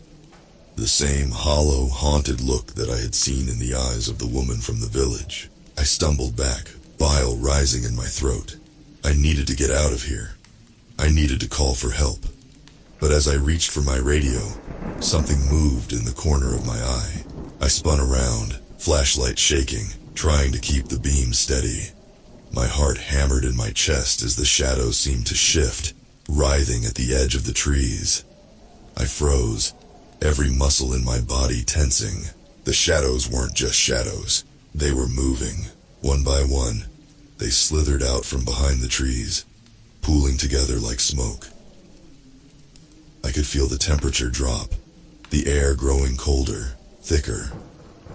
The whispers started again, soft at first, but growing louder with each passing second. I took a step back, nearly tripping over my own feet.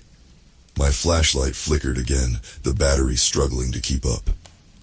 My pulse raced as I watched the shadows twist and take shape, their forms becoming clearer, more defined. Faces, hundreds of them. Twisted, distorted faces, just like the ones I had seen before, emerged from the darkness. Their mouths moved in silent screams, their eyes hollow and lifeless.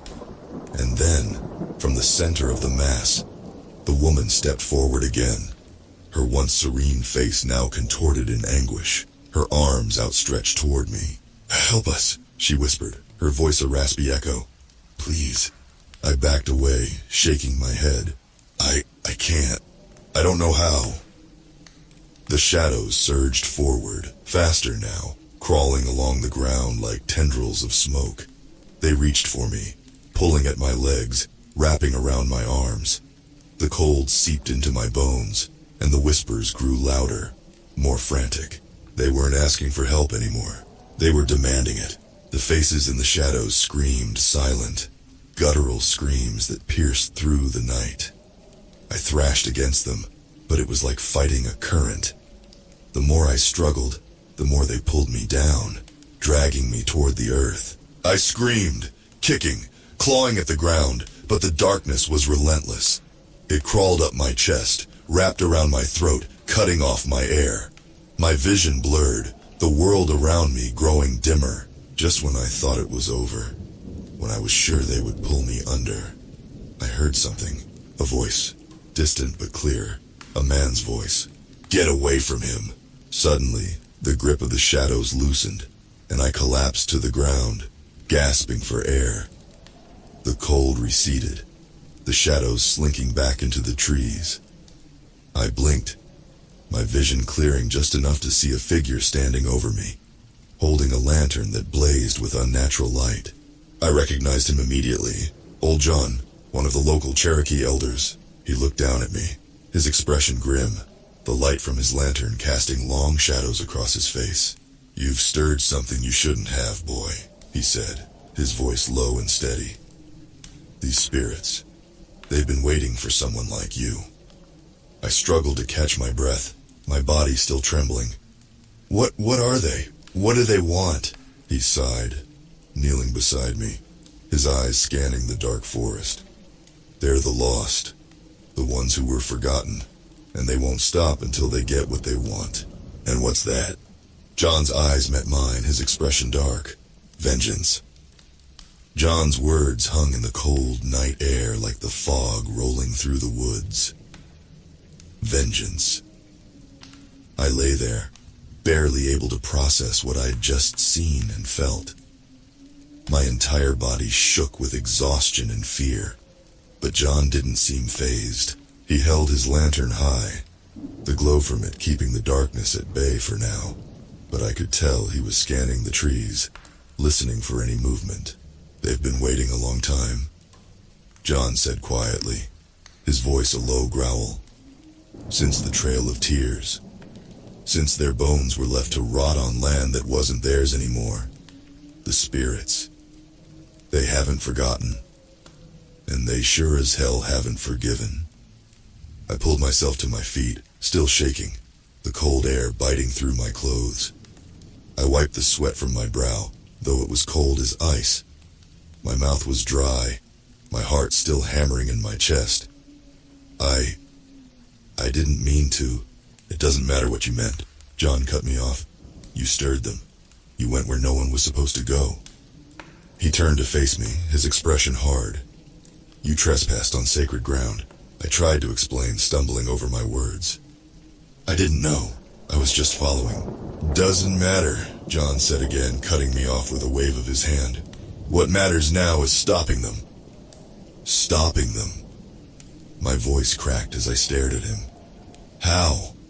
How the hell am I supposed to stop that? I gestured to the darkness that had nearly swallowed me whole, to the spirits of the dead that had clawed at me, dragging me down. John sighed, his face etched with age and sorrow. These aren't just ghosts, Tom. They're not your run-of-the-mill spirits looking for some peace in the afterlife. They're vengeful. They've been twisted by the pain and suffering of what happened to them. And now, they want blood. I felt a lump rise in my throat. Whose blood? John met my gaze, his dark eyes cold and unyielding. Yours.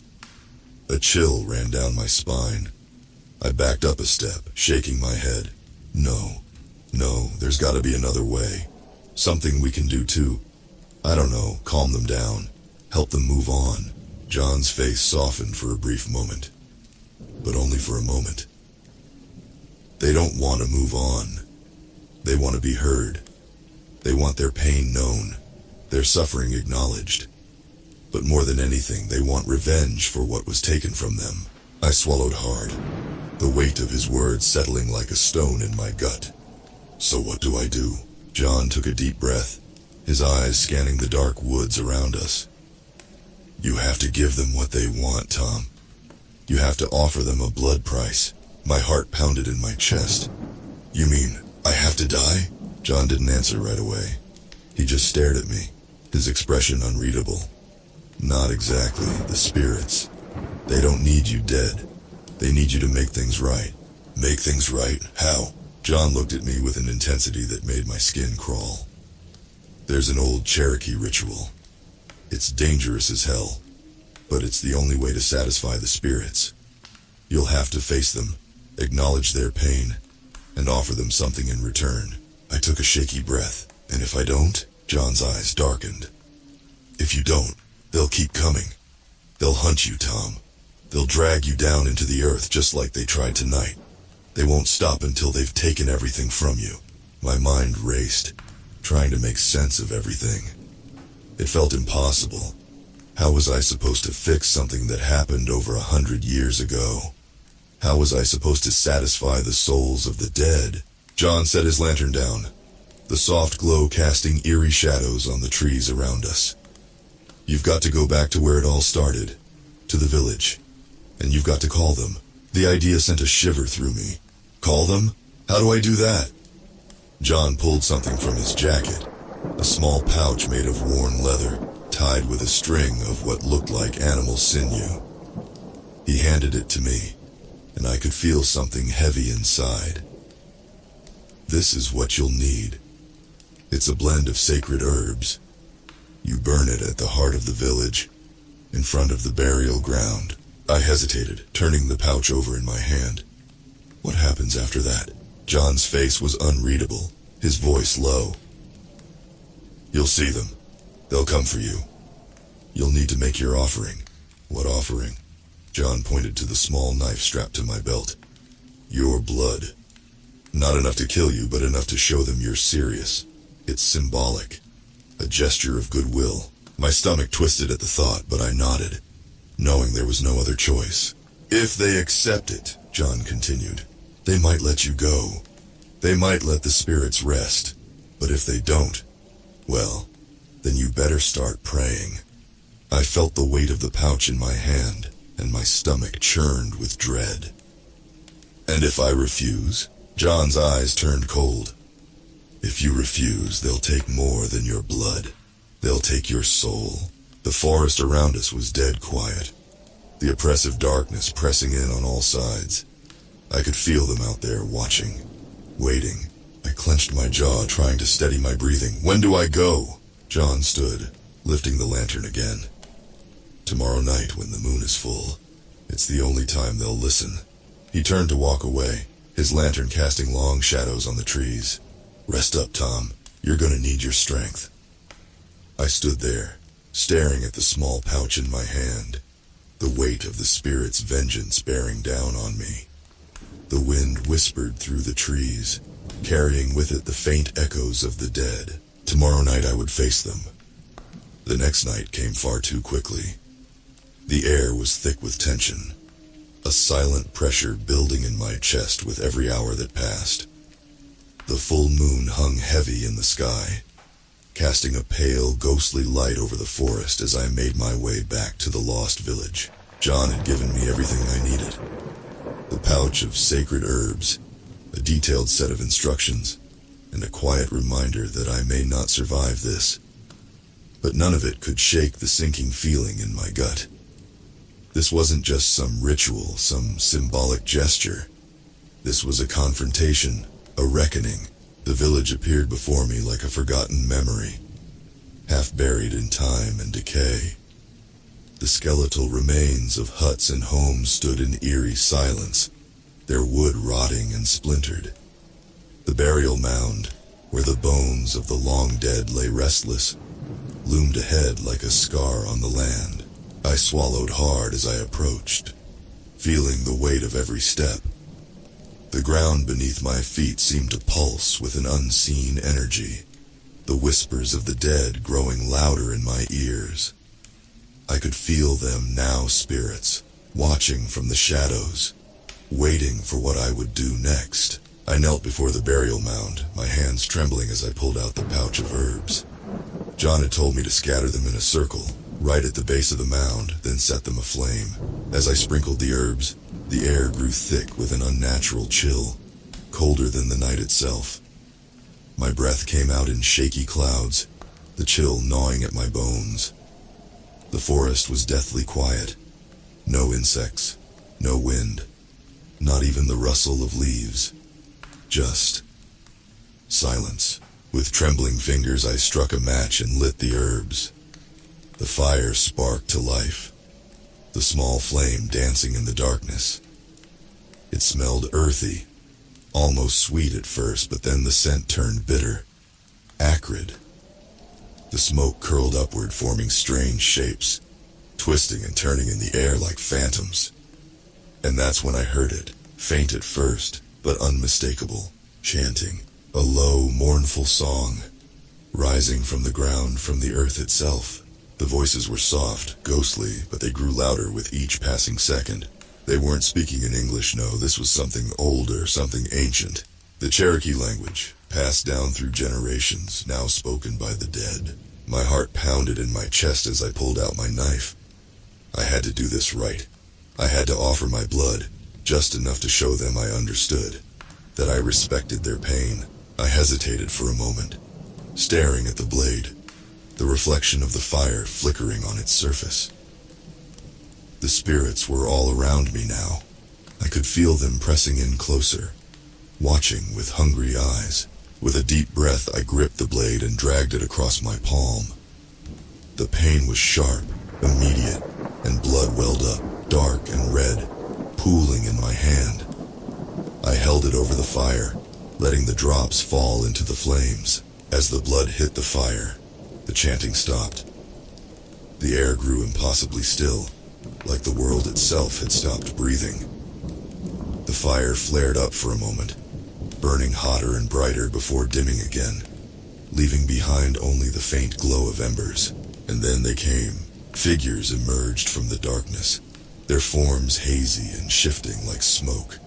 Their eyes glowed faintly in the dim light, their faces twisted in expressions of sorrow and rage. They moved slowly, deliberately, surrounding me on all sides. I couldn't move, couldn't breathe. All I could do was stare as they closed in. One of the spirits, an older man, his face lined with pain and anger, stepped forward. His eyes locked onto mine, and I felt the full weight of his gaze, the centuries of suffering that burned within him. "Why have you come here, boy?" His voice was low, guttural, echoing through the night like thunder. My mouth went dry. I tried to speak, but my voice caught in my throat. I came to apologize, I managed to say, my voice trembling. I didn't mean to trespass. I didn't know this place was sacred. The old man's eyes narrowed. "Sacred?" he spat, his voice dripping with venom. "This land was stolen from us. Our people were driven from it, forced to march until they died. And now you, the descendants of those who took everything from us, come to offer words of apology." I felt the weight of his words crush me. The truth was undeniable. The history of the Trail of Tears was a brutal one, and this land, this cursed, forgotten land, was a reminder of the unimaginable suffering endured by those forced to leave it behind. "I'm sorry," I whispered, my voice barely audible. I didn't know." The spirit stepped closer, his face inches from mine. "Sorry will not bring back our dead. Sorry will not erase the pain. What will you offer us, boy? What will you give in return for the blood spilled here?" I swallowed hard, the cold biting into my skin. I don't know. What do you want?" The old man's eyes burned with fury. "We want justice. We want retribution for the wrongs done to us. But most of all..." He leaned in, his breath cold against my face. "We want blood." The other spirits closed in around me, their eyes glowing with hunger, their whispers filling the air. My heart pounded in my chest. "Take it," I whispered. "Take my blood if it'll make things right." The old man smiled, a cruel, twisted grin. "It is not your blood we want, boy. It is the blood of those who have wronged us. The blood of those who carry the guilt of our suffering." Before I could react, the spirits lunged forward, their hands cold and clammy, grasping at my arms, my legs, my throat. The old man's voice echoed in my head as the world around me began to fade to black. "We will have our revenge. I woke to the smell of blood, thick and metallic. It hung in the air like a fog. My vision was blurry, and for a moment I wasn't sure if I was alive or dead. The last thing I remembered was the icy grip of the spirits dragging me down, their hands cold as death itself. But I was still here, still breathing, though barely. The fire had burned down to smoldering embers, casting a dull orange glow over the lost village.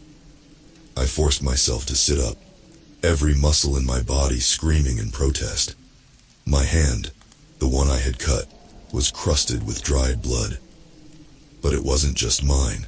There was blood everywhere. It coated the ground, dark and slick, pooling in the earth around me.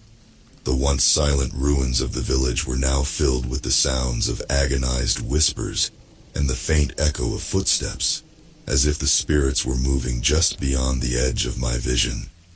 They were watching, waiting, and then I saw him.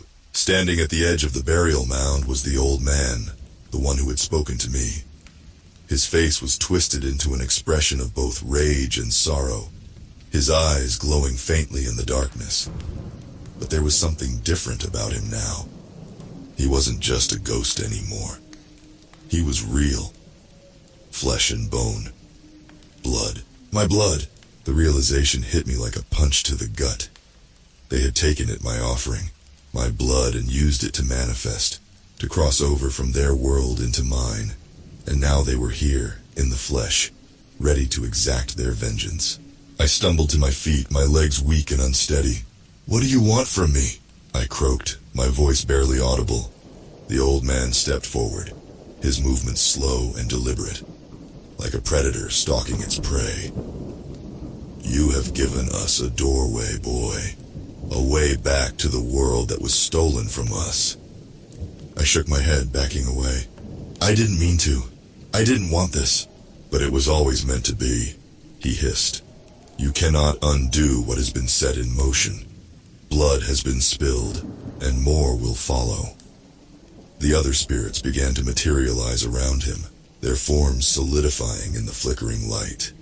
Men, women, children, victims of the trail of tears, their faces twisted with pain and anger. They were no longer just echoes of the past. They were here, in the flesh, and they were angry. I could hear the pounding of my heart in my ears, the cold sweat dripping down my spine. "Please," I begged. "There has to be another way. I didn't know. I didn't know what would happen."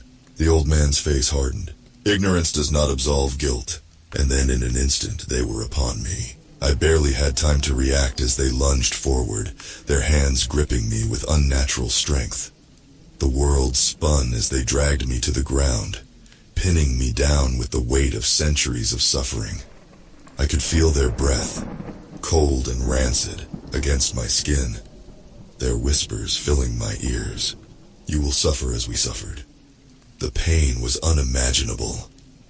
I screamed as their nails dug into my flesh, tearing at my skin, ripping into me like wild animals. Blood poured from my wounds, mixing with the dirt and mud beneath me. I fought, kicked, tried to crawl away, but it was no use. There were too many of them, and they were too strong.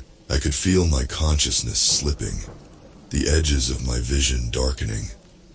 The pain was overwhelming, suffocating, and through it all I could hear their voices, those terrible, haunting voices whispering in unison. Vengeance, vengeance, vengeance. I don't know how long it lasted. Minutes, hours, days. Time had lost all meaning in that place, that cursed, forgotten village. All I knew was pain and blood, and the relentless grip of the dead. And then, as suddenly as it had begun, it stopped. The hands released me, and I collapsed onto the ground, gasping for breath, my body trembling from the shock. I was soaked in blood, my own and theirs, my skin torn and bruised. I could barely move, every inch of me screaming in agony. The old man stood over me, his eyes cold and unfeeling. "You will live, for now," he said. But know this, you are marked. You carry our suffering with you now. You will never be free of it. I tried to speak, to ask what he meant, but no words came. All I could do was lie there, helpless and broken, as the spirits began to fade back into the shadows. One by one they disappeared, their forms dissolving into the night until only the old man remained. He knelt down beside me, his face inches from mine. "The blood debt has not been paid in full," he whispered. "There will be more, and when the time comes, you will return to this place. You will bring others, and they will pay the price." His words echoed in my head as he stood and walked away, disappearing into the darkness. And then, once again, I was alone. The forest was silent, save for the faint rustle of leaves in the wind. The village, if it had ever truly been there, was gone. The burial mound stood as a silent reminder of what had transpired, the blood-soaked earth beneath me, the only evidence of the horrors I had witnessed. I dragged myself to my feet, my body screaming in protest. I had to get out of there. I had to leave the forest, leave the park, leave everything behind. But as I stumbled through the woods, my mind racing, one thought haunted me more than anything else. The spirits were right. I was marked, and there was no escaping the blood debt. Thank you for taking this journey with me, and please don't forget to like this video and subscribe if you are new here and help MM13 to reach 1,000 subscribers.